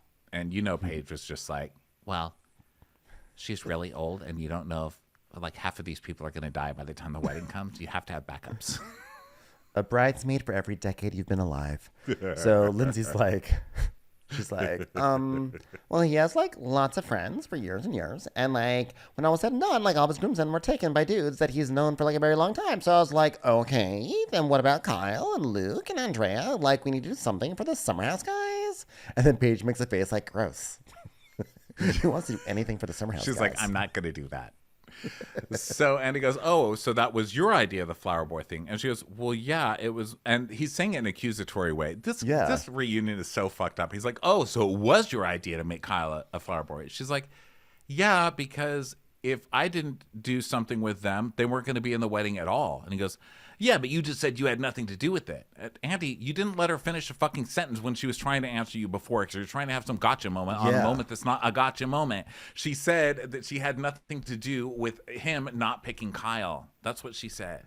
Exactly. She was basically saying, oh, you Nimrod, you didn't include the guy who who has been giving like you a job for the past 3 years and whose wedding you officiated for. You're not going to do anything for this person right now. Yeah. So maybe you should, like I totally was on Lindsay's side about this. And so she came up with a spot for the Summer House guys, and now they're going to excoriate her for that. It's so fucked up. And everybody just sits there like, yeah, it's totally normal. Of course we're yelling at Lindsay about it. It just doesn't make any sense. Like, Lindsay does so many things to get pissed off about. Why do they have to make stuff up? Because this is stupid. So she's like, yeah, but I was saying that I had nothing to do with who he chose as a groomsman. When I said, okay, Carl, what happens when you have a groomsman that backs out or they have an emergency? Are you going to fill that spot with Kyle or Andrea or Luke? And he said, Andrea. Andrea comes before Kyle. Wow. Yeah, Kyle looks down like kind of sad about it. And she goes, yeah, so Carl goes to the confessionals and he lies and says, the reason I didn't have Kyle as a groomsman is Lindsay doesn't want him. And then he says, well, actually, then he even has a confessional where he says, well, actually, we didn't have that conversation. I mean, it's a complete fucking lie is what it is. It's just another example of Carl not really being able to stand in the decisions that he makes. He likes to talk like he does. He's like, oh, I own this now. I'm taking responsibility. But he really doesn't. He really takes like a pussy way out.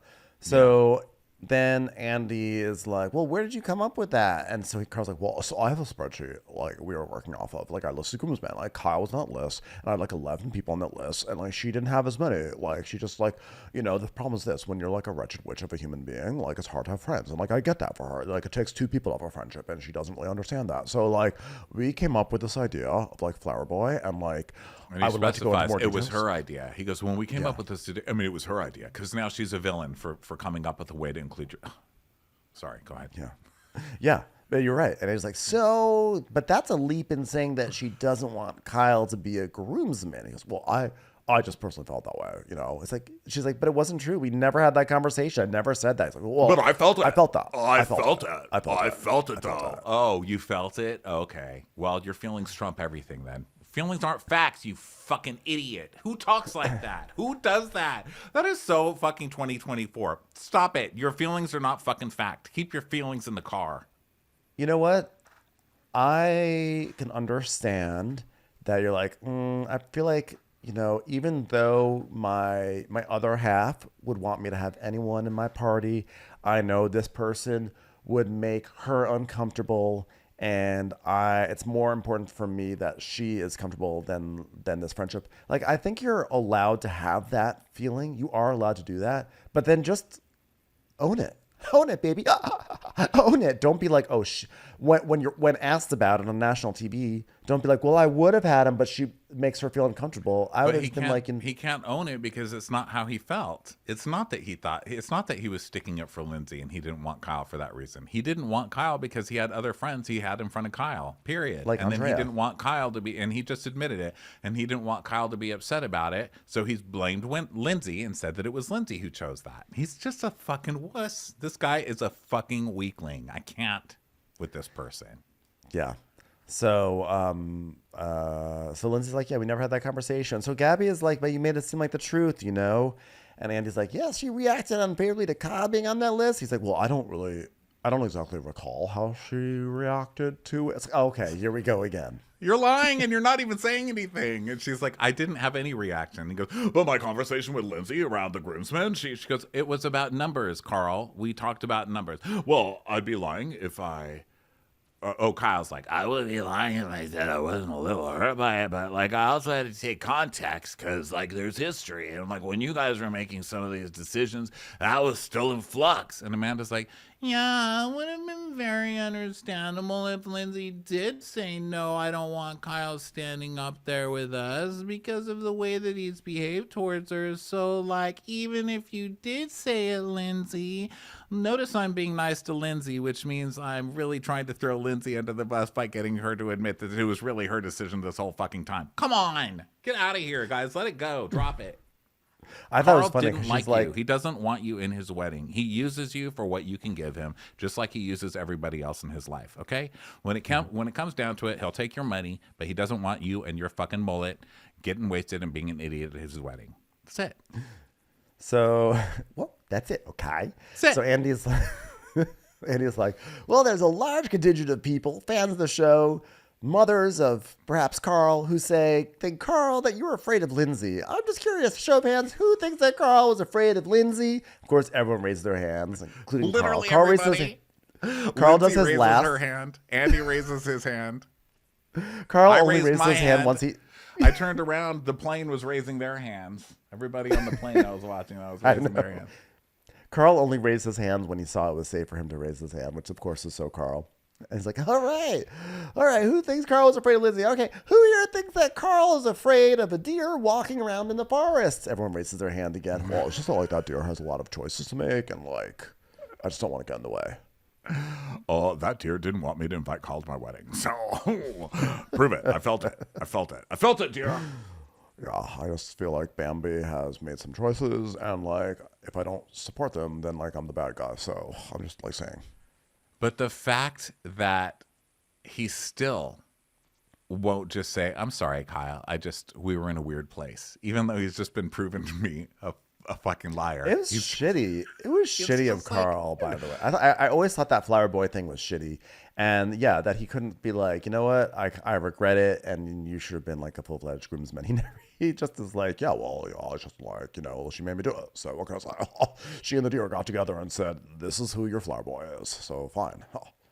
Yeah, and Lindsay's like, well, I think he's mostly afraid of tough conversations. And he's like, I'm not afraid of tough conversation. I think what I've struggled with a lot in my life is that I'm a people pleaser. Stop the cameras. Just pause. Name one fucking person in 8 years that you've ever made an effort to please on this show. Ever. Name one. You have never pleased one person. You've never made an effort to please one single fucking person but yourself. Who? You may have forgot that during the pandemic, I was the one who always ordered tacos for everyone on Postmates. This fucking guy, he has fucked over every fucking person he's been friends with on this show or dated on this show. You've treated every woman you've been with on this show like utter fucking garbage. You've never done anything good for anybody else. The way he treated Jules was beyond I was just cruel. about to say Jules. That was one of the meanest moments on the show. The people who supported you, you've done nothing but stab them in the back and try to villainize them. And I'm not even talking about Lindsay. I'm talking about Kyle at this point. You're a monster. You've never been nice to anybody or cared about anybody else on this show but your fucking self. Name one person you've ever people pleased. People who say, I'm just a person who pleases people. That's all I care about is pleasing others are the biggest fucking selfish morons in the world, and they never please anybody. I'm just a people pleaser. Yeah. There you go. Well, I think saying that you're a people pleaser is just you putting a nice spin on the fact of saying like I am overly concerned with what people think about me. That's what it is, right? Like that's like, oh, I just want to make people happy. I do things for other people because not for other people, but like I don't follow my own instincts. I just try to like do things that way I don't get in trouble. I think that's what that being a people pleaser usually translates into. Mm-hmm. So he's like, yeah, I struggle with like really expressing how I'm feeling and like also like trying to protect or like not hurt her, and like I just really struggle with that. It's like, really, you don't say.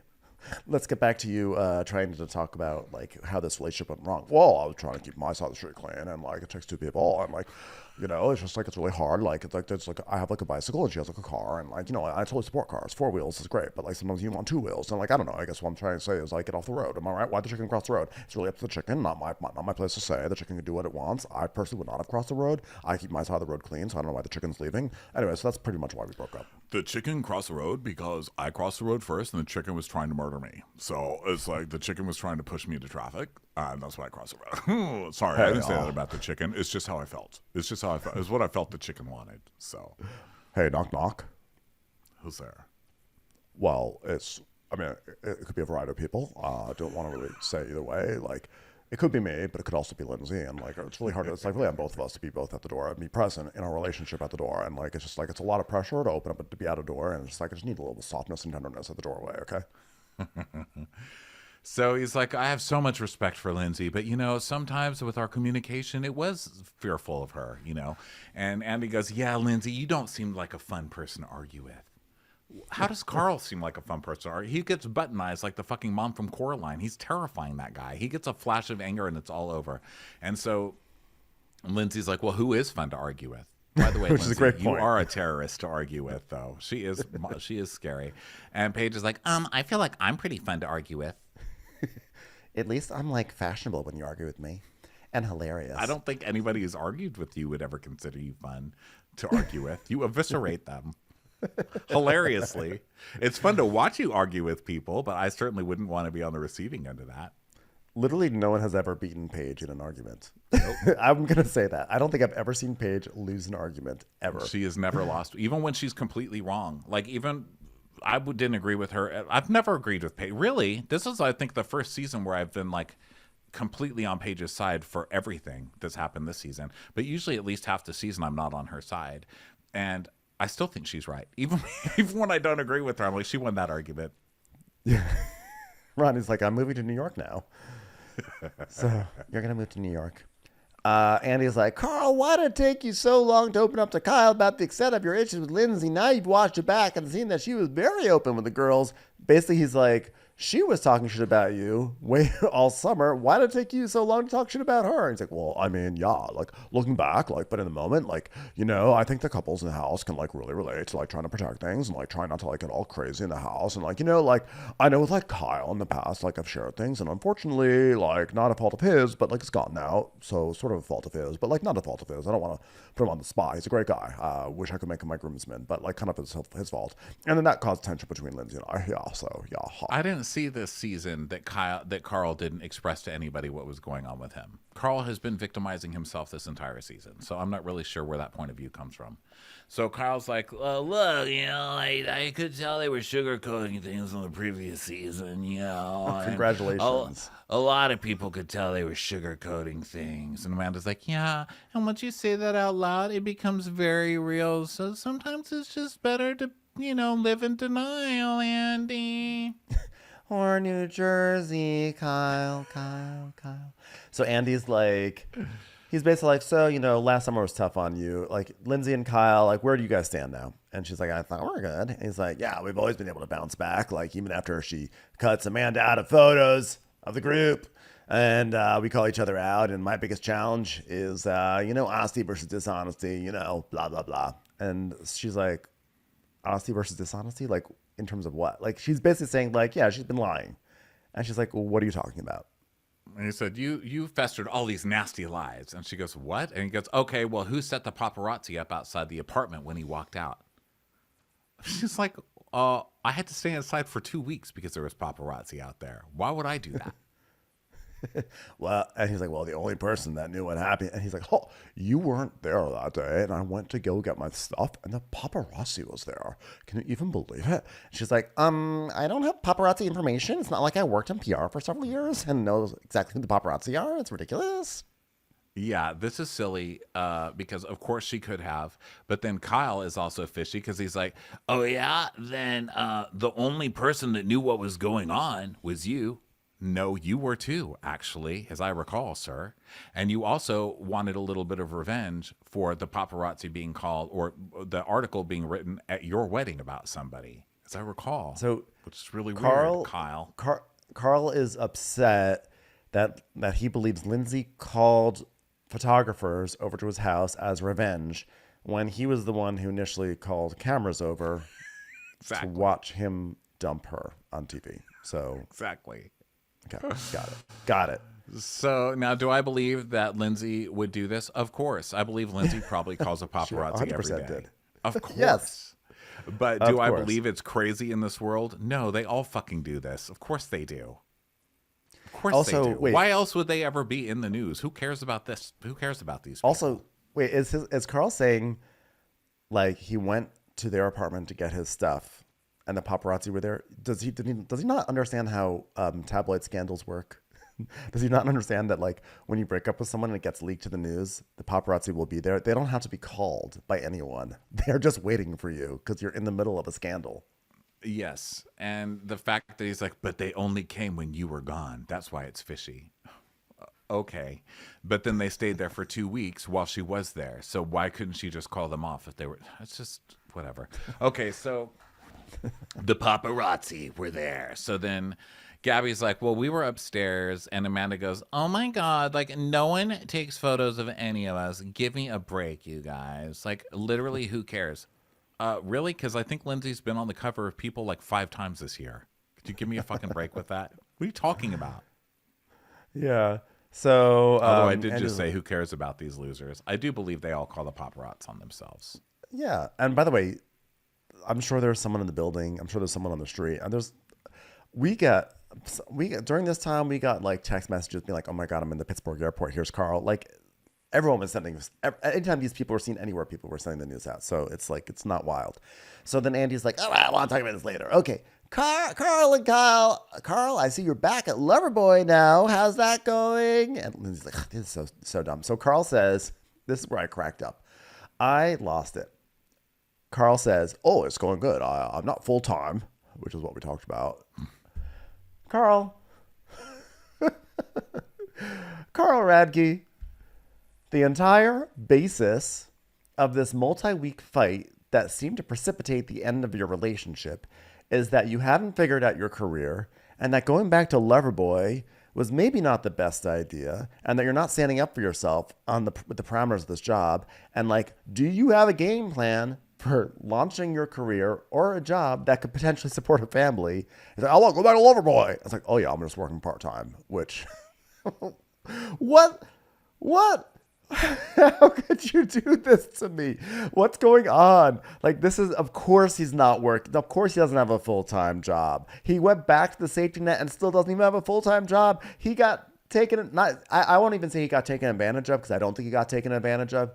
But like, he made it seem like he was calling all the shots. He's going to go back to Loverboy, but he's going to call all the shots. He wants a full-time job. He wants this and that. "Oh yeah, I'm just working full-time. I didn't really get what I asked for. So yeah, that's what I'm doing." I mean, of course Lindsay's exasperated. This is exactly what we anticipated would happen. Oh, Carl.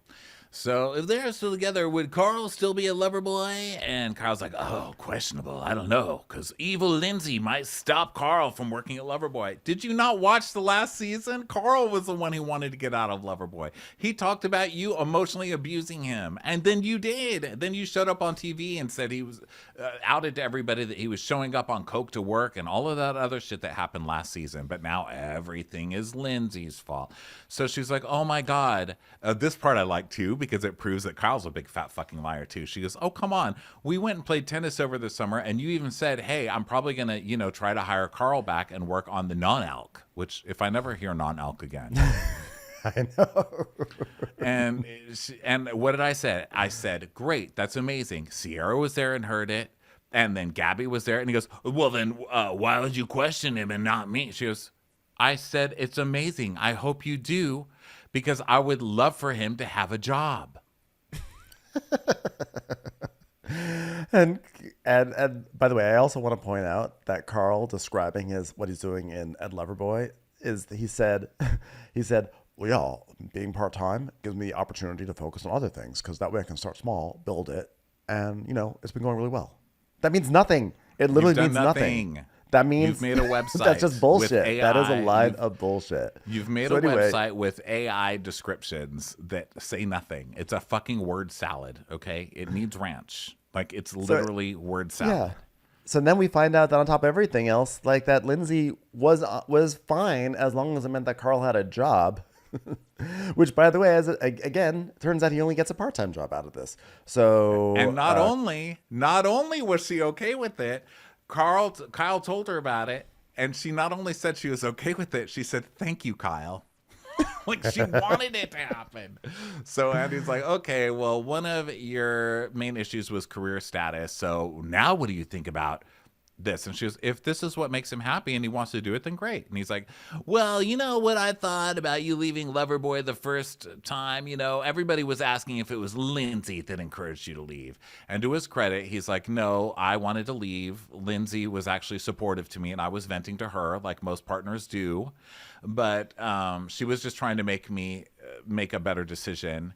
And I, on my own, told Kyle I needed to take a step back. No, you didn't do it on your own. You bitched to Lindsay, and she gave you advice, and then you turned it around and made it seem like Lindsay made you do it, and you had to do it for your relationship. You're still doing it right now. Why do you think all the questions are, why is evil Lindsay keeping you from working at Loverboy? And thank God Carl's finally working again, now that Lindsay has stopped blocking his way. And don't forget that Kyle was like, look, just give me a business plan or give me a proposal of what you would like your role to be. And then he spent 4 months not sending him anything and just resenting Kyle for making him work. So Kyle says that he thinks that him stepping away was good. He goes, and the iron is I was already trying to work on non-elk. Oh, no. And I remember him being like, all right, let's get you out of this current role and let's not lose sight of this other opportunity, but we could have launched it a lot faster. So basically, Kyle very politely is being like, yeah, if Carl had not been so wishy-washy about everything, we probably could have done this a lot sooner and a lot more successfully. Why do you need Carl to launch non-elk? I just don't understand that. I think they realized when Carl left that Carl had a point, because Kyle was sitting at home and they were sending Carl's out for sales, but Carl was really going to influencer events, right? Where you show up, the fans show up, and they buy Loverboy because they're there to take a picture with you. And so without Carl there, their sales started to tank or whatever. So he's like, we need someone from the show out there selling this stuff, I guess is what I'm getting from it, but Because otherwise, what is Carl doing? I don't know what is part-time. Listen, there's nothing wrong with being a part-timer. It's just being in the context of that whole discussion about like getting a job and finding a path and be like, yo, I'm just going to do part-time work and build a website. So Andy is like, so in the future, will Kyle be a groomsman? He's like, 100%, 25%. I don't know. It takes two to come up with a percentage. So we're going to put a pin on that. Okay, so now they're on break, and Andy's like, wow, while the men were spooning, the girls were forking a new path. Get it?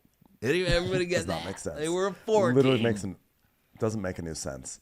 It doesn't make any sense. Doesn't make any there's sense. a fork in the road, I get it, but you don't think fork it was like a road. It's already forked. And also, that's like NBC speak for fucking on that Kristen Bell show. I think disapprove. that it was some wordplay with the word forge, but it was a stretch. Anyway, it's like the girl power segment. The girls are all getting along, you know. So Clorox from Wipes says it was really refreshing to see all the girls get along this season. What do you attribute all that love to? And Paige, why are you laughing and pointing at Lindsay's face?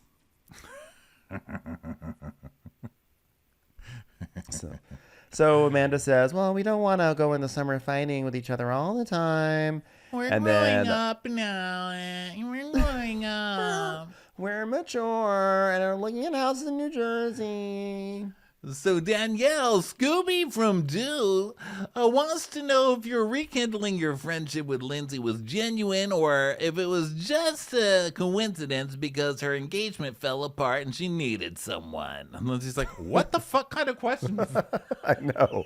That was ridiculous. I love that Lindsay's like, I'm going to finally have one season where I go to a reunion and people are nice to me because I've just been through it. And still everybody's like, so Lindsay, how do you feel about being at fault for Carl dumping you? Hey, Lindsay, how do you feel for the fact that you stopped Carl from working all these years and now Carl's finally able to work because you're not terrorizing him anymore? Hey, Lindsay, your best friend who totally fucked you last summer, what do you think that Lindsay's just using you by being nice to you? Because she's like, Jesus Christ. Can I get one decent question that's not fucking me in the ass? Yeah. So, and he's like, yeah, well, it seemed like you guys had, like, the friendship was over last year. What'd you guys do? And so Danielle's like, well, we took your advice, unlike me with my own app. Look at this outfit. And, we met up off camera and just like, we rehashed everything over and over again. Yeah. So they kind of like, they kind of worked on it, off camera and everything. And then it got better and better over the summer, etc. And he's like, that's great. Kyle, you've known Lindsay for a long time. Was her connection with the women genuine and natural? Because, look, it's Lindsay. She's a monster. Am I right? So well, he's like, Andy, basically, I think at first it looked like it was good, but it's like Carl said, like, of course, Lindsay's getting along with everybody but me. So basically, Lindsay was just being nice to the girls so they could all team up against poor, innocent victim Carl, who's never done anything to anybody. Lindsay was only pretending to be nice to girls so she could fuck over Carl, Andy. That's the answer. Yeah, and Lindsay says, it was like really good that, she had like a support system over the summer. All right. Well, Furiosa from Road, I guess it'd be Fury from Road. I don't know. Anyway, she says, Lindsay, I love that you posted a photo of yourself with every single girl in the house right after you and Carl broke up. Be real. Were you trying to make it clear that the ladies were all Team Lindsay or what? What sort of question is that? Of course it was. And why would it be so bad? So what would be so bad about her deciding to have? She just got dumped, like her dream of a family that she'd been clinging on to, despite everyone being like, this is not the wagon you should hitch onto, or the horse you should hitch your wagon to. She just got dumped. She is allowed to take a petty ass photo at dinner. Yeah. And so she's like, well, I didn't really do that. Our schedules just lined up. And so we went to dinner at that perfect time.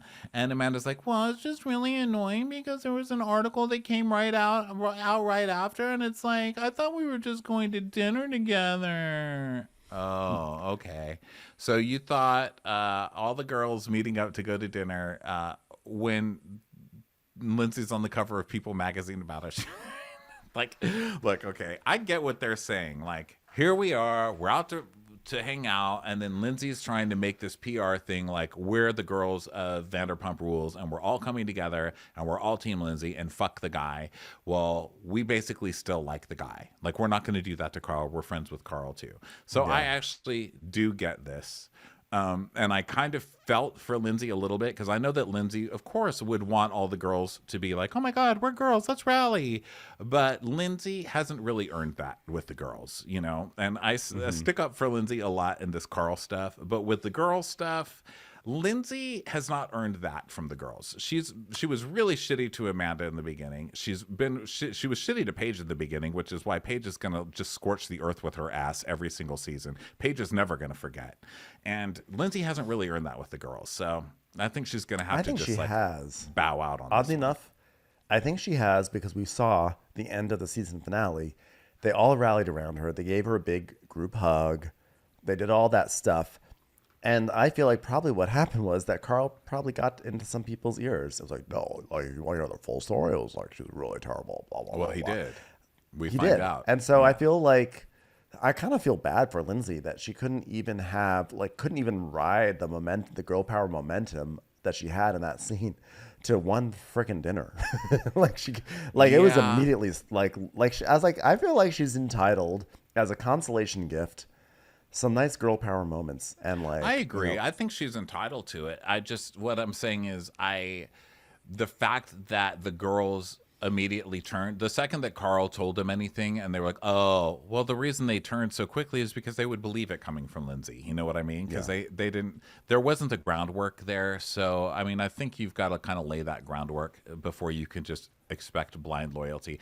Now, I do think the girls are kind of nitpicking on this, like, oh, and then you posted a picture to make it look like we were on your side. That seems mean to me, to be like, how dare you try and act like we were on your side?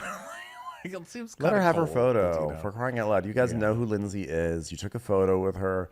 You're doing this whole thing. Like, I think whatever. So Kyle, Lindsay's like, well, it's just like, they captioned it's hard to agree like, because I keep changing my mind every 2 minutes. I'm so sorry. I'm like, no, but then I feel like this is a really important point. Let's talk about this for 90 minutes, please. Hug me tighter. So it's like, yeah, so basically they're all in a tizzy about this photo that just says girls rule, boys drool. And Lindsay's like, it was just a silly caption that was like pre-approved by People magazine. And Kyle's like, Lindsay, just own it. Like, it's like, are you really going to go hard in the paint over the stupid photo right now? And own what? You're all reality stars. I love that you guys are like, how dare you get us into page 6? How dare you? Page 6, I would never want the publicity. I'm in a reality show. And then they continue to go on and talk about everything that happened during BravoCon, which is just like a huge spawn con for them to jerk off all over each other. Fucking break. Weirdos. Paige was very upset. She says, like, well, at the time we looked like we were like, fuck Carl, and which we definitely weren't like that. Like, I literally would never want to fuck Carl. Like, disgusting, gross, awful. Gabby, what was your motivation for forcing Paige and Lindsay to talk earlier? She's like, because it's like stupid. Like, we're adults. They should like talk. And Paige is like, yeah. Okay, so then we find out why Paige has come in as reunion Paige. She's like, well, I will say that I did feel like Lindsay and I were really cool this summer. Because at some point you just have to say, old people can't help it. And, when you see a blanket on a chair, you should try and offer it to the old person. Or for example, if you see an old person crossing in the crosswalk, just put a blanket on them and say, I'm sorry, old person. When you see an old person, you have to assume that maybe they were just on public transport and someone did not give them their special seat. And they could be cranky that day because of it. And I learned that.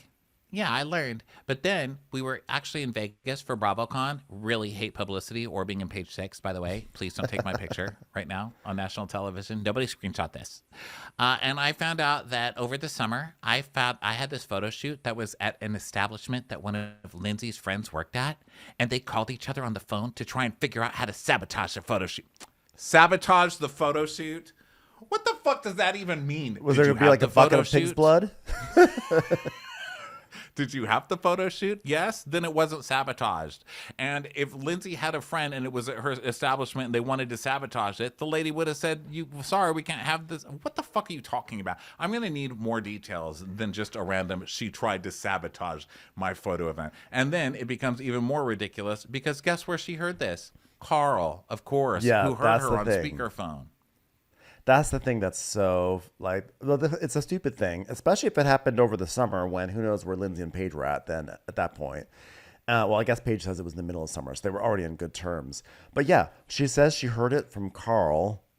And I'm like, why would you ever put any grains of salt into something Carl would say that's disparaging about Lindsay, knowing, like, whether you're on, regardless of whose side you're on, he's motivated to make Lindsay appear in the worst light.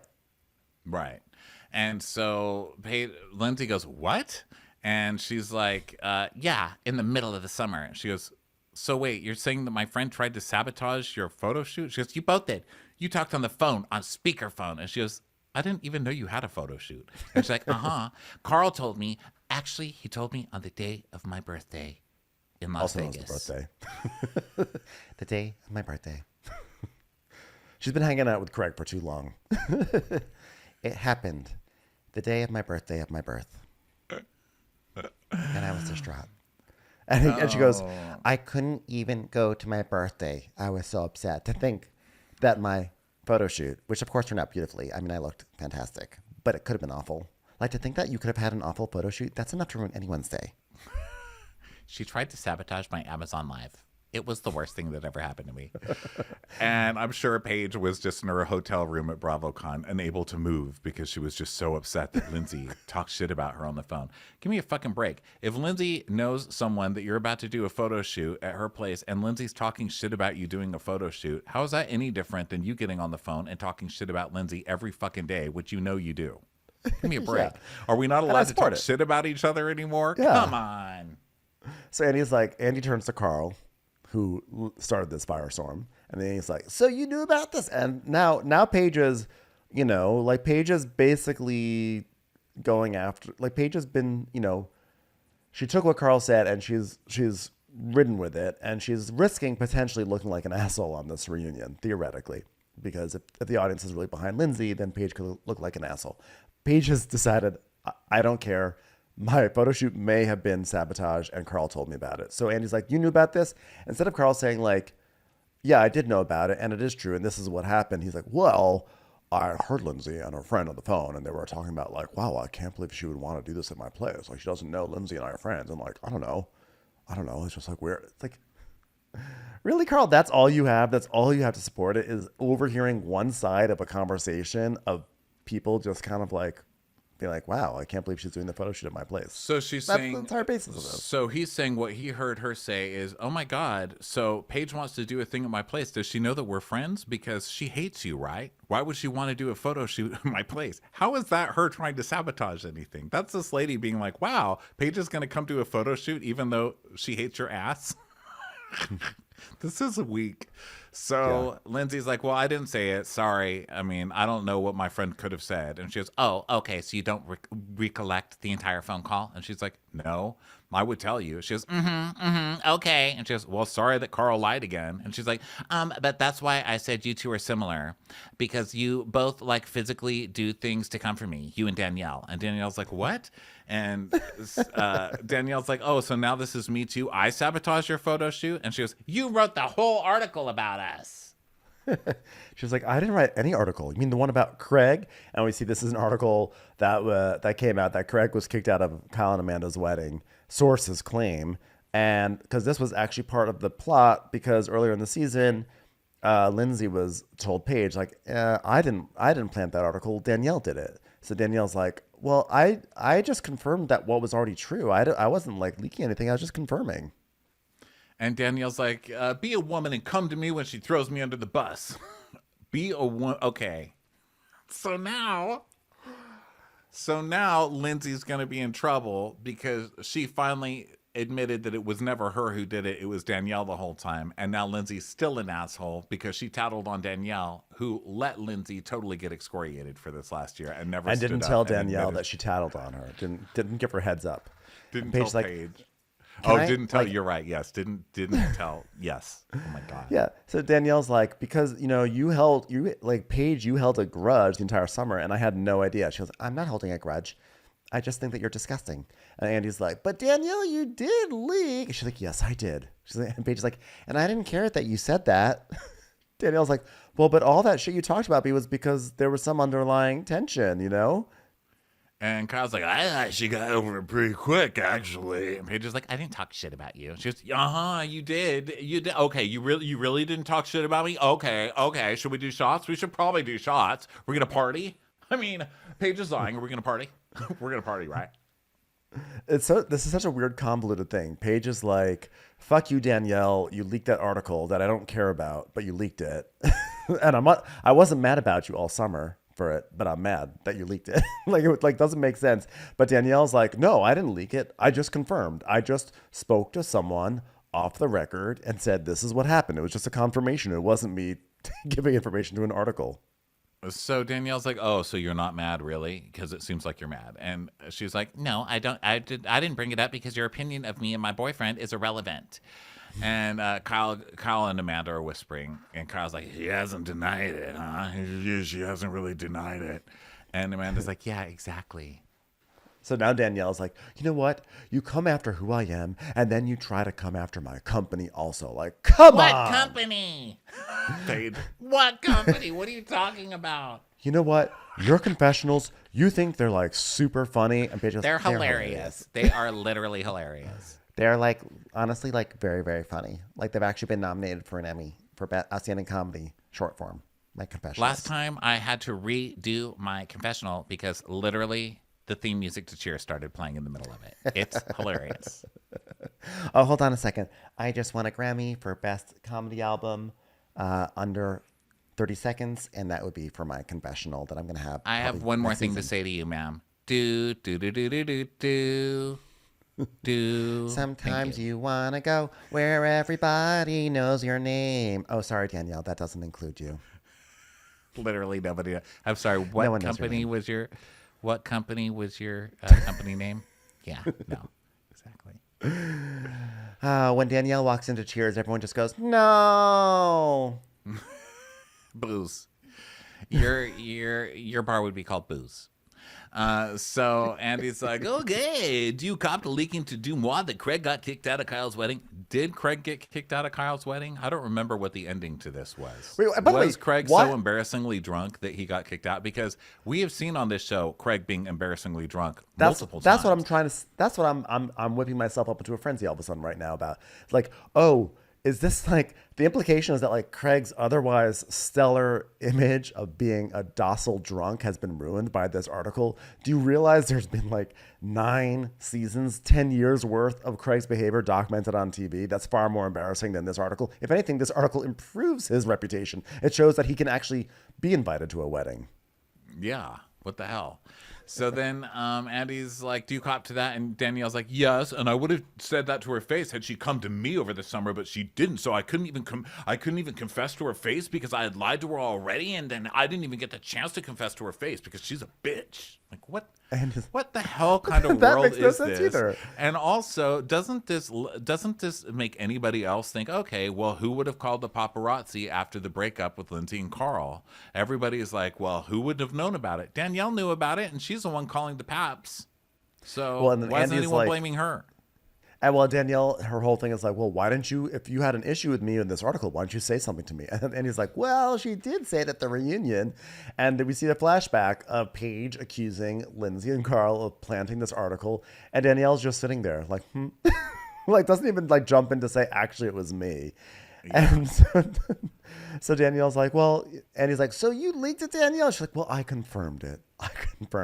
Did you apologize to Paige? Paige's like, no. She's like, well, over the summer, like, how am I going to apologize? I didn't even know the conversation happened. And he's like, okay, but Lindsay, why did you sell her out so quickly? So now we're mad at Lindsay for selling Danielle out on this whole fuck. I mean, this is just ridiculous. That's always It's been their ridiculous. relationship. Since when has Danielle not been the one that Lindsay sells out immediately? Like, they've never been on equal footing in their relationship. Yeah, but Lindsay was the one that Danielle sold out in the beginning. Danielle's Yeah. the one who did it, and she hung Lindsay out to dry for it. That's shit. I mean, they weren't talking at the time, but Lindsay showed what a good friend she is by not outing Danielle for it. She like sit there and took the abuse instead of saying, no, it was fucking Danielle who did it. And so Lindsay's like, I just wanted to clear my name. And Cal's like, clear your name. Give me a fucking break. No, that's literally what she was doing. She was falsely accused of planting an article. So Danielle's like, I would never do that, Paige. I would never try to clear my name by throwing someone else under the bus. I'm just not that kind of person. You literally let the bus ride right over Lindsay. I don't understand. And how are you not that kind of person when you literally called Dumois to sell them a story about somebody's boyfriend that you didn't like? You are that kind. You're worse than that kind of person. You not only let someone take the fall, you caused the fall. You pushed the person down, Danielle. You caused the fall. Don't worry. Danielle has an easy out here where she can talk about how sorry she is. So Andy says, do you regret leaking that story? And she goes, well, at the time I thought it was juicy as fuck. So yeah, I was like, yeah, that happened. It's like, Danielle, at least do some sort of damage control instead of being like, yeah, I mean, it was a fucking juicy story. So of course I said it. And this is also Summer House logic and really reality TV logic. This did happen. So she's saying this did happen and nobody's arguing. Craig did get kicked out of the wedding because he was being an obnoxious fuck. But it's not about him doing that that's the problem. And nobody ever confronts Paige or says anything about Craig. It's all about who talked about it. That's some sick shit. That's not cool. So Paige Andy's is like, right, Right, and that's the kind of person you are. and they're hung up on who wrote the article. They're getting too technical. I don't think Danielle actually wrote an article and sent it in. She just tipped them off and they wrote the article. Like, why are they being so like, did you actually put the paragraphs together in the article? It's going to a weird place. I think that Danielle, could just be like, look, it happened. I was asked for a comment. I said, yeah, it did happen. Maybe I shouldn't have done that, whatever. But where Danielle gets in trouble is that she really did let Lindsay take the fall for it. And even though she and Lindsay were in a bad place, it still is a shitty thing to do. You really do sacrifice your moral high ground when you do that. So, Paige is like, I don't hate Danielle. I just see her. And God, I wish I didn't have to, because look at that dress. I mean, really, it's embarrassing. Listen, I see Danielle, and she has a very, very bad hairdo right now. So. You know what? I also saw Old Navy earlier this season, and I really regretted it. But now I'm like, God, what I wouldn't give to have Danielle walk into that store and put something else on. So Amanda's muttering over there still. So what other shit have they leaked? That's what I want to know. So, so then Danielle. So anyway, So it goes on for a very long Amanda time. just sitting over there like this pillar of morality in everybody's relationship when And she's then- married to fucking Kyle. Like And the Danielle's trying to- the completely respectless Kyle who called her a bitch on national TV again this year after she dared want to like make a bikini for big boobed women. The horror. So then Andy is like, she's like, well, how did you think Paige was going to react to finding all this out? And Danielle's like, well, I thought that she just wouldn't care. I mean, like, she didn't even have a conversation with me about it. She doesn't care enough about me to have a one-on-one conversation. Correct. She would not have she was unwilling to have a fight with me on camera that could have possibly made it into a trailer. Okay. So she clearly doesn't care. But I love when she goes, she doesn't even care about me enough to have a one-on-one conversation. And Paige just goes, Correct. And he's like, so Lindsay and Danielle, are you in a good spot after this convoluted argument that we've just, whipped up? She's like, and Lindsay's just like, I mean, I guess as far as I know, we're in a good place. I texted her after that episode came out and I was like, look, I was just trying to clear the air. And Amanda goes, but did you say I'm sorry? What the fuck would she say? I'm sorry. I love that Amanda always pretends that she's on Lindsay's side, but she's only on Lindsay's side when it's to make a point against somebody else, I know. She's like, because she was really annoyed that you never said you're sorry. And I think your version of an apology doesn't contain the words, I'm sorry. So Lindsay's like, I said, I apologize. Yeah, but and Danielle's like, no, but it was like, I'm sorry. But the reason why is like this. But you threw her under you let You She had threw a her under reason the why. bus. Sorry, Yeah. you gave her the reason why. So Lindsay's like, I mean, I can literally pull up the text. I said I apologize. She goes, but Lindsay, like, I talked to Amanda because like it did bother me. So like, I did talk to her. Oh, okay. Really, you and Amanda talked, who are so against anybody talking about anybody about anything ever. Oh, okay. She goes, and you said like you apologized, but the reason was you had to clear your name. I mean, that showed your character. That showed your character. That she had to clear her name From the it lies wasn't that you the guys lies, but told. the omission of truth that you By had the on way, the where's reunion. Paige's apology for falsely accusing Lindsay and going after her so hard at that last reunion? That was not an easy go. Paige ripped her a new one at that reunion for this, and she finds out she's wrong, and she doesn't have to apologize for getting it wrong or fucking anybody over or getting all of her fucking fans to rail against Lindsay all that year over something she didn't even do. Where's her fucking apology? Why aren't we still fucking asking for everybody else's? You people have made me go this hard for Lindsay fucking Hubbard. You're monsters. You're being fucking monsters right now. You're all delusional. So now Danielle is all mad because she's like, you threw me under the bus to Paige. And Lindsay's like, I said you need to clear it with Paige. She's like, but you should have come over to me and said, hey, I just said this to Paige. Because you know what I would have done is I would have gone over to Paige. Even though you just said, why didn't Paige come over to me? And said, hey, can we just talk and clear the air? And I could have apologized then. This is such a, like, It's really crazy. a beyond ridiculous It is thing that's insane. going on And here. Danielle even goes, yeah, because now it's becoming character assassination against me. It was character assassination last year when Lindsay was getting fucking dragged across the stage because of you the entire 3 hours. That was character assassination. Nobody's on you. Everybody, even for the shit you did, they're still mad at Lindsay. Make it make sense. So Paige says, Paige, because there's, then Danielle's like, well, I thought it was going to be like water under the bridge. Well, Lindsay says, oh, well, I thought like with Paige, it was like water under the bridge, whatever. And she's like, it is water under the bridge. And I will have another great summer with you. But I didn't forget. Like, I know what you've done, what you've each done to me throughout the years. Like, so that was just like another tick on Danielle's list. What's not on her list is dressing nicely for a reunion, apparently. So Andy's like, If I might well, suggest something else to put on the list to tick, haircut. a mirror in your bedroom. And he's like, well, there was another moment in which friendships were truly tested because, as any single gal knows, you can't deny a sexy man with a truck full of balloons. Oh, So God, it's- okay. So then we go on to Balloon Guy now, and the Gabby was upset because everybody was trying to get her to hook up, and she just has taste, and she doesn't understand why everybody had to pressure her into hooking up. And then we get to move on to something more interesting, which is I can't get into drama about Balloon Guy. Like, who's gonna fuck Balloon Guy? I can't believe anybody did, and I'm so sad for Danielle that she had But that I moment think- on national TV 3 times. I know, but I do think that Andy had a very good question. He said, Danielle, you got a lot of heat for throwing out the CEO and founder line during the argument. Yeah. How is that relevant? Or how did that play into your argument? She's like, well, because I really do try to understand people and their feelings and what's going on. I'm like, I don't think that's what CEOs are known for. Paige just like laughing. And Danielle says, well, like, I just like, they felt like I was dismissive and not like really wanting to like, talk. And Andy goes, well, you weren't not dismissive. And Gabby's like, yeah, but like, you could like totally communicate that without saying you're a CEO and founder, Danielle. Danielle's like has no idea how to process this. They're just all laughing. Okay, so now we come back, and at long last, it's the Sierra and West segment.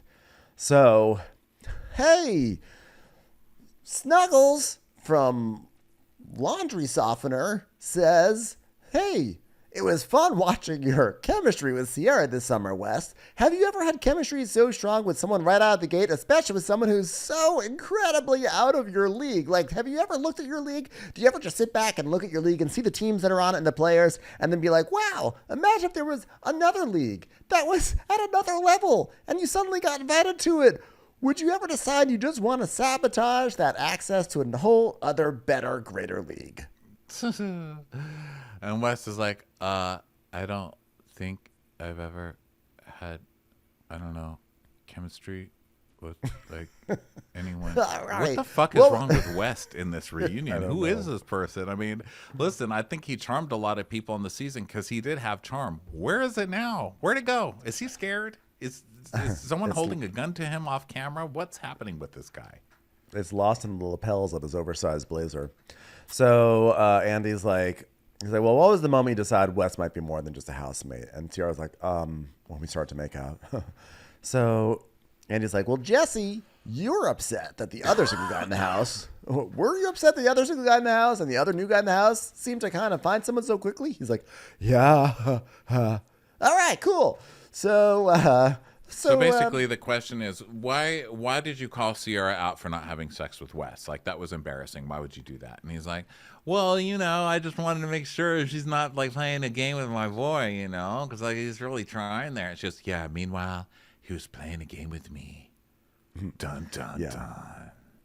So Andy's like, so take me through what happened after cameras went down. So Sierra's like, well, I'll let him fucking say this because like she's so over it. She's so mad. So here's Wes's version. He goes, I think we kept things rolling to like December, and like early December we had a dinner about laying it all out there and like figuring out what we're gonna do. And he's like, hold on. September, October, November, you were hanging out. I'm like, yes, Andy, that's how keeping it going through December works. You go through September, October, and November, and then you get to December.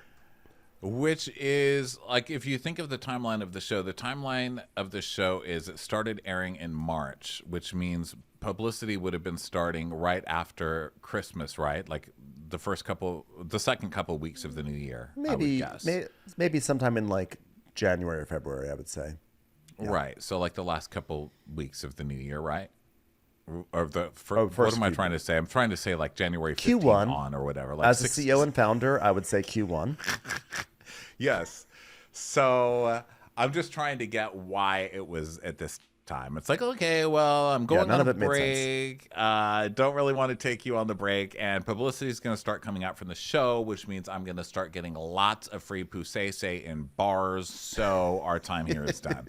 Because that's kind of always been my thing, is these guys always know they're coming on TV and they're about to get laid in bars. And they're never going to settle down until that ends. I mean, it's Austin, it's Shep, it's all these guys. They're not going to put a cork in the flow of the Vagina Express that is coming their way, No, they will not. They will not put a cork in that. Also, I just wanted to say, going forward, I may get confused because nothing that Wes says makes any sense. But like he does every single thing he said made no sense to me. Like I'm not being like snarky. Like it made no sense to me. I honestly don't know if he's fucked up. He doesn't act like he's that fucked up, but he's acting so timid, and then he just doesn't seem to be able to form a sentence, and it's he bizarre. Can't really articulate what was really going on. He just sort of says these weird things. So it goes to December, and Andy's like, well, were you dating for real? And he's like, I mean, basically, yeah. It's like, basically? He's like, well, I mean, I don't think we walked around saying boyfriend, girlfriend, but I mean, basically, we hung out every day. I can't stand this. I cannot stand this. Like, you were a boyfriend, girlfriend. You hung out every day. Well, Andy asked Sierra, did you sleep together? And she's like, yeah, we went to his parents' house. We went and stayed with his brother in Chicago. We went to a wedding. So, and Lindsay's like, oh, wow. Oh, wow. And it's like, okay, so that sounds like dating. Wes is like, I mean, we didn't say, hold on, let me stick out my bottom lip for a minute. Big shrug. People take a still of this in case anybody wants to pass around a tray of vaginas to me right now. Anybody? Okay. We're not really dating, so I don't know. So Gabby's like, did you have the exclusive conversation? And he says, no, we didn't. Because you didn't have that conversation because Sierra said she didn't want to hook up with you until she felt comfortable that you weren't hooking up with a million other people and breaking her heart. So then she did start hooking up with you, and you were taking her around your family. I wonder how she got the impression that you were in a relationship. That's crazy, isn't it? Well, the thing is also West has he's leaned so far into this whole thing of like, I'm scared of exclusivity, of commitment, and the exclusive conversation that he's made it his identity now. So now it's like actually would cause him to sacrifice who he is to actually, do the respectful thing or even the quote unquote brave thing and just like commit to Sierra, who again is like, she is not like, it's not like committing to Grimace from McDonald's. It's Sierra. Like, this is a prize. So, and honestly, Grimace is a prize compared to West. So let's put that, and Early Bird. I was gonna say, let's like leave Grimace alone. I think Grimace is a prize. Grimace is a prize. Okay. So anyway, West. I feel like I'm the closest physically to Grimace, and I would like a little respect on Grimace's name. So anyway, Andy is like, well, were you sleeping with people over the summer? And Wes is like, yeah. And he's like, well, but that was still early in our relationship. So you lied, sir. Yeah. He goes, and I said that to Paige because Sierra and I had not had the talk. And I don't know what I thought. And he's like, so you were sleeping with other people? It's like, yeah. And Paige, he's like, Paige, did you believe Wes in the boat when he said he wasn't sleeping with other girls? And Paige is like, unfortunately, I did. I also believe Danielle when she said she knew how to put together an ensemble. Still going to go there. Not going to give up this entire reunion. The only person I refuse to believe is a comb that claims to have been through Danielle's hair today. Unfortunately. So Andy's like, so Sierra, did you feel like Wes was playing a game with you? And she goes, yeah, definitely. He goes, and what was the game? And she's like, oh, what do you want to say? No, I'm just laughing. Like, what needs to be explained about the game? Seriously, I'm a Candyland, like Texas Hold'em. Like, what do you want? Like, we know what the game is. But anyway, Sierra's like, well, I feel like the game was like, oh, you're coming into Summer House. Like, that's cool. Like, you're on a TV show. Like, you can't wait for the followers. You can't wait for the hype. Like, it's just like easy to attach yourself to someone. She's right. But he's also just doing an old fashioned string you along. You're there. He doesn't have a flow of randos coming up to him yet. And it's convenience. I feel like on this, and I always say this, I'm sorry for repeating myself so much, but we literally talk about the same thing all the time. It's hard being on this show because you're really expected to just get hired and start fucking people and find relationships. And we've seen Sierra struggle just like anybody else, girl or guy, struggle on this show to find somebody at the risk of keeping your job. And it sucks. I mean, in the beginning, she was brought on by Luke, right? So she had that whole thing to deal with in her first season. And then who did she have next? Austin, which I think this woman probably in her right mind would never be interested in Austin. I'd like to think, because I really like Sierra. I'd like to think it's just, you're like, who's here? I have to date, So I think there's that pressure for everybody who's on this show. It's like, you're kind of using each other because we're both in the cast and we're supposed to date. I mean, look at this whole season has been about Carl and Kyle and Amanda and Lindsay's relationships, right? Yeah. So she basically like, I think he was doing it for a cloud, and it's like easier to come onto the show and latch onto someone as opposed to being out there on your own and questioning people. I'm like, that's true. But also you're like super hot, and he's like, oh shit, I have a chance at a super hot girl for the first time ever. And so Andy's like, well, do you think that he was being insincere? And, Wes is like, well, I think it's like a little offensive to question my sincerity. I think our relationship was what it was. She's super hot. I'm like pretty down middle of the road kind of guy, and I had a hot girl talking to me, and like that wasn't fake. I had a boner like the whole summer, a big boner. But you just proved her point, because right when the cameras went down and the DM started flooding, you didn't need her anymore, and then you were out. And he's like, but not right when the cameras went down. I mean, I did stay for like. It wasn't until publicity started coming out that I dumped her. Like, listen, it's not like, it was right away. I waited for the DMs to flood in. You know what I mean? Come on. Have a job before you lose a job. Am I right? No offense, Carl. No offense.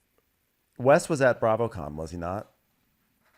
I mean, I guess. Honestly, I went to Summer House. I lasted about 5 minutes in Summer House. These people are like cardboard. I don't know how they make such an interesting show together, because their entire panel was like, what? They all talk like this. They have nothing to say. A big part of it was like, Sam, what's with you and Corey? And she's like, well, I think like Corey, and we're like together, but then like we're not, because like Corey, you can like commit. And then Maya, what do you think? And Maya's just like, I never deliver cookies. I was like, I can't take this. These are like fundamentally uninteresting people. I have no idea how they edit them together to be so entertaining on this show. But it's like, it's magic, I'm telling you. Anyway, the point is, was Wes there? No idea. Have no idea. I was just trying to hatch up like a theory that if he was at BravoCon, that's probably where he first got his real taste of like You're right. fame and all that. That was and November, that timeline right? would work out properly because that was early November, and then by December, like now the bug is in him. And That's it. So I don't know if he was there or not. And I just tried to do some research right now and I couldn't find anything. But if he was there, it would make sense. But either way, he's basically like, for example, I'm sorry, no, I skipped ahead there. So Andy was like, I think I'm lost, actually. I think I'm officially lost in this. Andy says, did you want to kind of separate yourself from her because you knew the show would be airing and that you're going to be getting a lot of opportunities elsewhere? And like, was that part of it? He goes, no, but I think like how I was going to navigate this, like certainly would be much harder taking someone else's feelings into consideration, which is, what is that supposed to mean? You're basically saying like, yeah, there is going to be a lot of vagina coming my way. And I don't want to have to choose between this like goddess of a woman and like my urge at 2 a.m. At closing hour at a fan event. I think what shocked me the most is that he literally just admitted it. Yeah. He was like, yes, I'm on He's like, television. I don't want to cheat.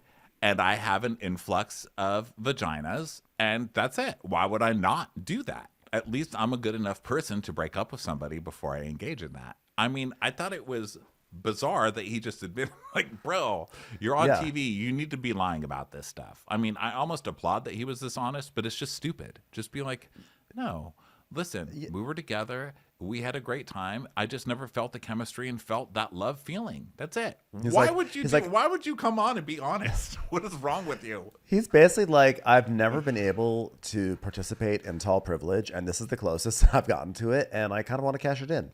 And so he's like, Well, this is true, and this is something else we say all the time on this show, and it's people like West, but West is just one in a long line of men on this show, like Austin, like Shep, like let me think, Schwartz, Sandoval, all these guys.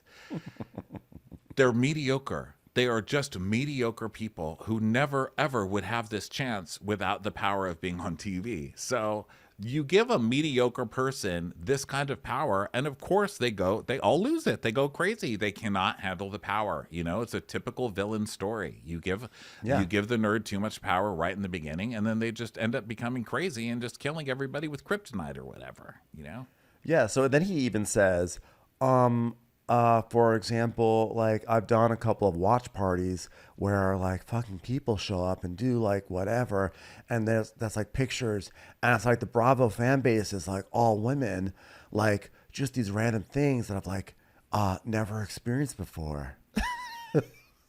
Yeah. So it's really And our they're like, fault, by the way.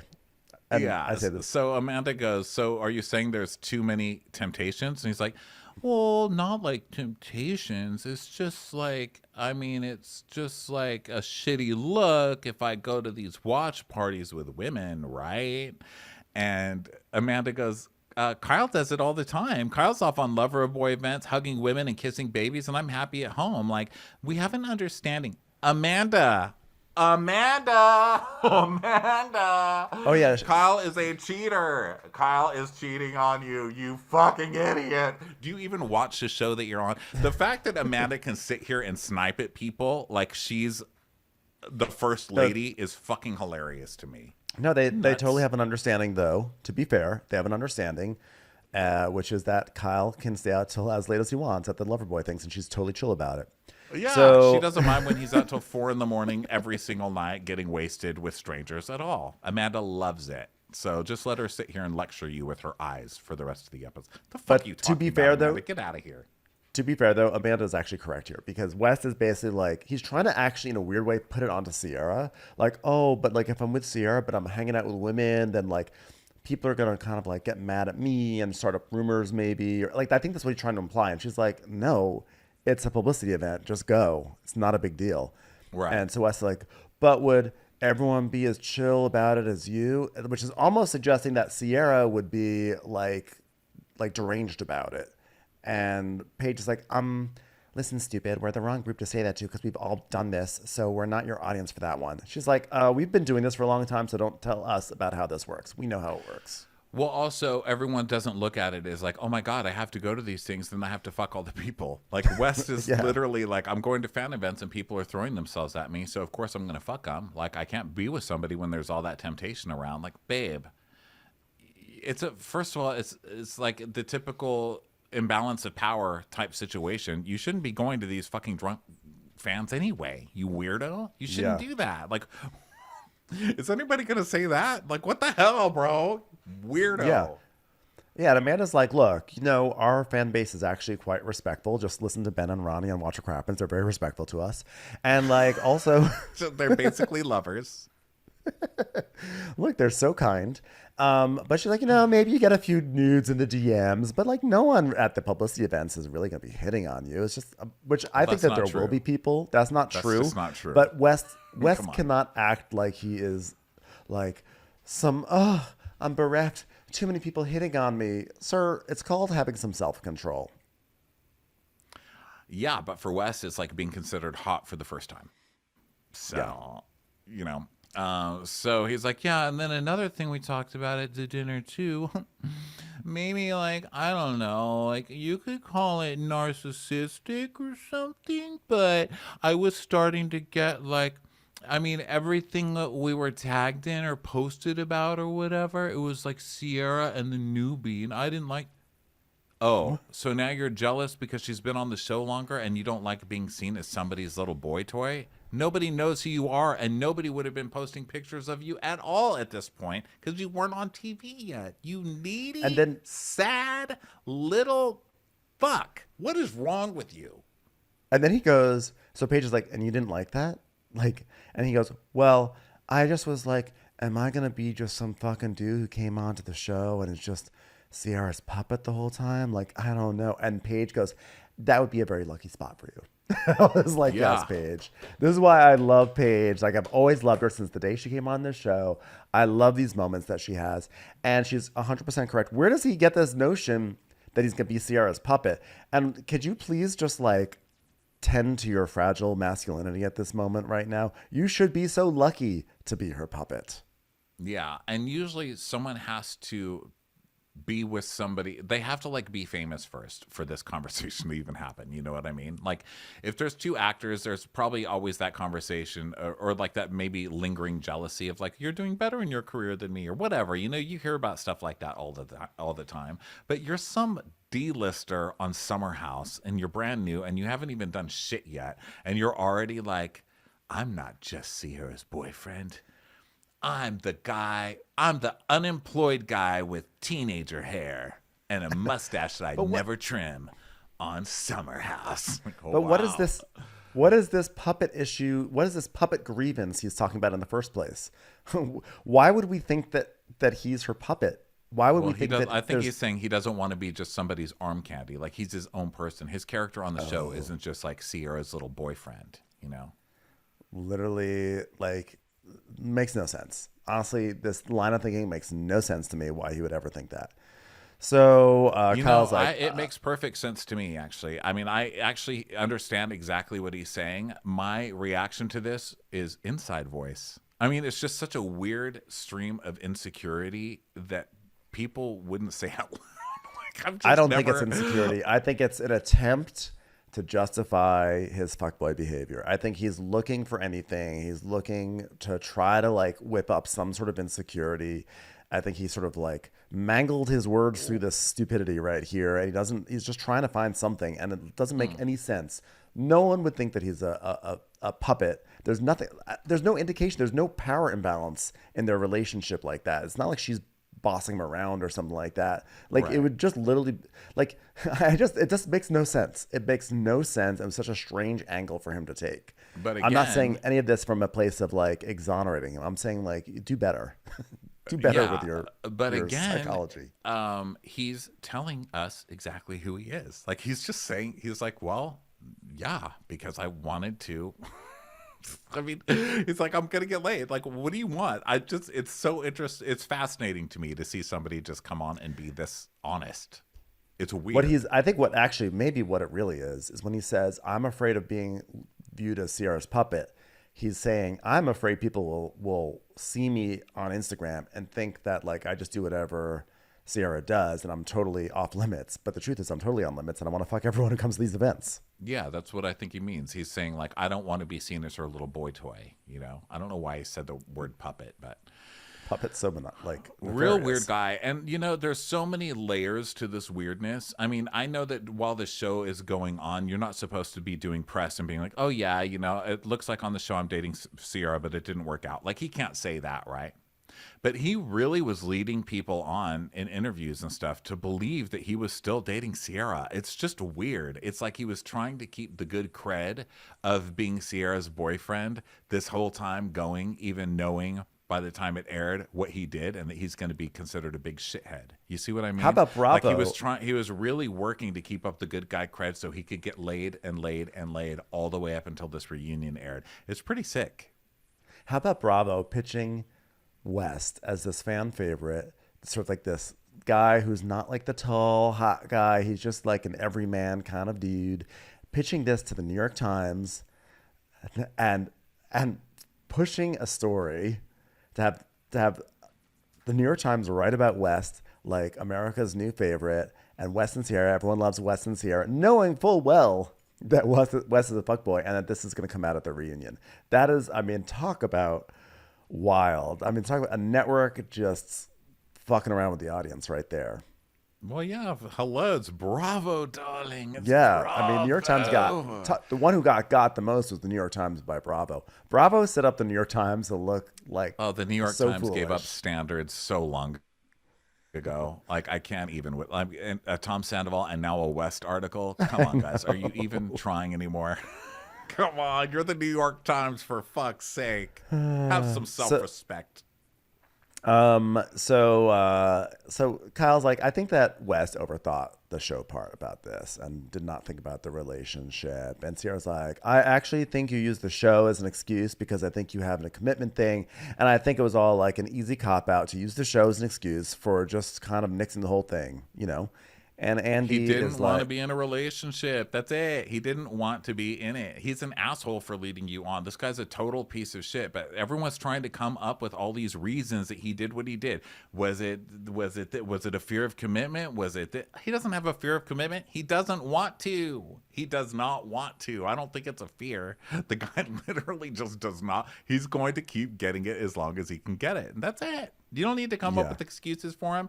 He's a fuck boy. Let's not try and give him any kind of like deeper meaning to it that we can all feel for him and feel bad for him. He's a piece of shit. He has no regard for anybody else's feelings. Don't fuck this guy. yeah. And so West talks about how his parents gave him a lot of shit for doing this and, you know, for like, you know, dumping Sierra and everything. And Sierra starts to like choke up and Paige is like, you know what? Sierra really liked West, and I don't think people realize how sensitive and sweet she is. And the whole week leading up to this, she said, I don't want to cry in front of him. And I said, but it's real, and you're vulnerable. And no matter how much you cry, you'll still look better than Danielle. Sorry, still going to do it. Sorry, Danielle. It's just, you know, when you got low-hanging fruit. Even if you've been crying for 9 years, no one's eyes are puffier than Danielle's. You know the expression, like, you know, low-hanging fruit? It's really like a low-hanging cornucopia at this point. Just everything. It's just so easy with Danielle. So easy. Oh God. So then we move on to, so basically we're talking about how he brought her home to the family and Jesse's like, yeah, Bruce loved her. Bruce is the dad, I guess. And Wes is like, yeah, well, my mom's in medicine and my dad's into horses. So she's basically the perfect woman to them. And he seemed annoyed while he was talking about that, right? And he's like, yeah. Like they loved her. Like my dad even more than my mom. And like he voiced concerns about my lack of commitment and dating history. And they're the first two people to like, give me anxiety from this whole experience. Yeah. And so then Sierra winds up saying, you know, like, look, I'm not out here sleeping with whoever. I'm actually a lot more guarded and reserved for a reason. Like, I don't want to give myself to everyone, and I really don't. And like, you know, you guys can disagree and call me old school, traditional, or whatever. It's just like I don't have the capacity to spread myself so thin. So, I think it's like an important step. Yeah, and I'm cautious for a reason. you know? And then Kyle Good starts for to like tear her. up. I loved this. And she's like, Yeah. she's crying. And I just love this. And I love this about her. And that's what makes me hate West the most is that, you know, like I talk about how he's being so honest about what a douchebag he is and no one's listening. But, you know, she's been really honest about how she is too. And you just totally took everything she told you and you were like, fuck you. And you did it to her anyway. That's why you're a piece of shit. Because she told you all of this in the very beginning. She told you that she's not just out there fucking everybody. She told you she doesn't believe in hookup culture. She told you that for her to have sex, it has to be something really important. And you just shit all over it. Like, sir, that's not just you having the freedom to do whatever you want. Because of course you do. That's just you having a complete disregard for someone's feelings and just doing it for what? For airtime? I mean, you're an absolute piece of fucking garbage, sir. Terrible. And when you say that she's like so out of your league, it's not like, oh, it's because she's beautiful, because I mean she is, but it's more that like she just is of just better fabric than you. Like she just has so much more character, and you know, we've really seen her grow and see her really understand what she wants, what she doesn't want out of a relationship over all these years. And she's really developed into like a really pretty amazing person, I think, on this show. I think that she really does know what she wants now. And she was, like you said, very vocal about it. And like, you know, you should be so lucky to be with someone with that sense of self-possession. And you really screwed up. You really screwed the pooch on this one. So, Andy's like, so if he had said, look, I think you're incredibly beautiful. We have a great vibe. I want to do fun things. I want to hang out, but I can't commit. What would you have done? And she's like, I gave him the out after horseback riding when cameras went down. And we went to the car and I told him, if you want to cut back because this show's going to air and you're going to get a lot of attention, I totally get it. You should go do you. And he said no. So it just gets worse. That's what I was talking about all the way at worse. the top of this. 10 hours ago when we started this, that's what I was talking about. That like, you know, like it's like you said, like this was an exit for her, but like it was an exit for him too. And he still decided to go down this path. And it's just, I don't know. I think it's pretty obnoxious. It's really terrible what people feel like they have the liberty to do to other people with their emotions. So that, yeah, she talks about how she did all these things, weddings, brother's house, family, go to Missouri or whatever, you know? And Andy's like, so do you feel led on? No, she's very happy with the situation, Andy. Thanks for the question. Sometimes Andy, like, so hello, Jesse's, are you awake? Do you watch this show? Do you even Jesse watch Solomon, this? Here, Jesse Solomon, a voice in the darkness, tries to clarify the situation. He goes, you know, I don't think what he did was perfect, but he was just trying to figure it out. And to be in a relationship, you have to like love someone and be 100%. And he was exploring, and maybe it took a little too far, but he was trying. He didn't like cheat on her. It was just like there were two people that were really good together and a great time, but it didn't work out. And Sarah goes, shut up, Jesse. Because this is different. It's one thing to explore or whatever. Like that's what relationships are about. But like he takes her down the path that really looks and feels like a relationship, and then all of a sudden puts the brakes on it for some bullshit reasons that he can't even articulate on the show, on the reunion, and the bullshit reason is more just like, oh, I'm going to be famous soon and I want to take advantage of that. Well, you could have done that before you start playing with this lady's heart. Right. So Paige just goes, the bar is so low for men, which, I mean, is true. I mean, look how far Craig's gotten. Mm-hmm. So Sierra's like literally shut the fuck up, Jesse. Because you know what? Like I told all fucking summer how intentional I was. And, you know, then I get shit on for being guarded and cold. And then you called me cold to people, West. And West goes, who? And she's like, yeah, you called me cold to fucking Kyle or something. Oh, fucking Kyle. This is Kyle.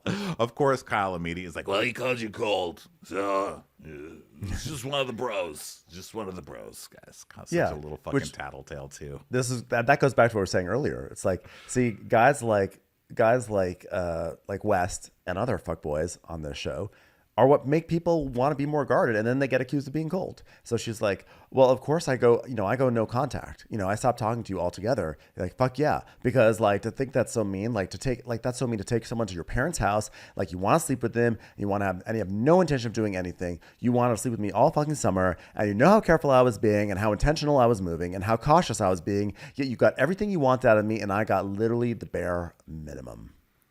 So Jesse is like, yeah, I mean, maybe it wasn't the best way I did it, but like, I don't know that it wasn't wrong how it ended, really. And Paige then just lays a Paige is like, monologue out. I'll take it from here. Everyone, I'll take it from here. Does anyone? Okay, everyone just like take 5. I'll take over from here. Okay, great.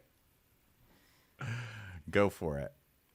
Look, no one is faulting you that like you came on the show. It was about to air. It's women viewers. They're gonna love the new guys. You're all memes. There's so many DMs. We get the allure of that. But we are also her friend. So we also see the allure of her in a way that Danielle does not understand the allure of, I don't know, putting an ensemble together properly. Sorry, had to do it.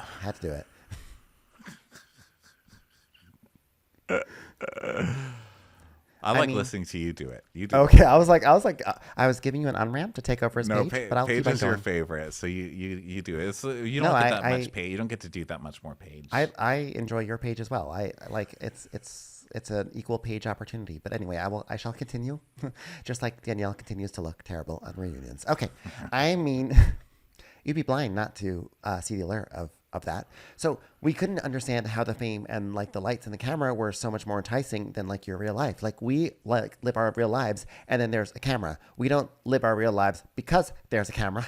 Sick burn. Okay. Does anyone want to like, make that into a meme for the internet? Because that was a really good moment. Okay. Twitter, anyone? Okay, good. So when she's like, yeah, look, we had two people having the worst summers of their lives, and you're in the group chat being like, oh, wow, you guys, this is the best season of the show. It's fucking amazing. And we're like, 2 people's lives are falling apart. A young person with promise and an elderly woman who has nothing ahead of her. Falling apart. Look at her. Brittle. Completely fall. I would shake her right now, except her shoulder would probably crack, and I wouldn't even do that to my worst old woman enemy. So sorry there, old person. Do you need a blanket? I will get you a blanket. Wait, are we talking about Carla Lindsay or are we talking about Danielle and her stylist who will never be hired again? Danielle's hair is as brittle as Lindsay's arm, is what I'm trying to say. I forgot what I was talking about, but I think I made my point. And Sierra's like, yeah, your spatial awareness is off. And everyone's just nodding. And she basically eviscerated this guy in the nicest, most polite way I've ever seen anybody get eviscerated. She just ripped him down to the studs. I loved it. And I love that I can disagree with her so many times and still agree with her. I mean, I really do love this show. It's fun to be referee, try and play referee on this show because it's just so wackadoo sometimes. But it's been such a good season. It's been such a good season, I have to say. Like, I thought last season was really rough on Summer House, and except for, I mean, actually there were some parts obviously that were good, but like last season was there were so many just like, let's have a party, and like this season was just, it's been so good. So yeah, I'm assuming it's a 3-part reunion. I don't know. So we'll have more of this later this week. Thanks everyone for being here for 2.5 hours worth of recapping. Unbelievable. Not really, I can't believe but wow. All right, everybody. Thank you so much for being here. We will talk to you next time. Bye.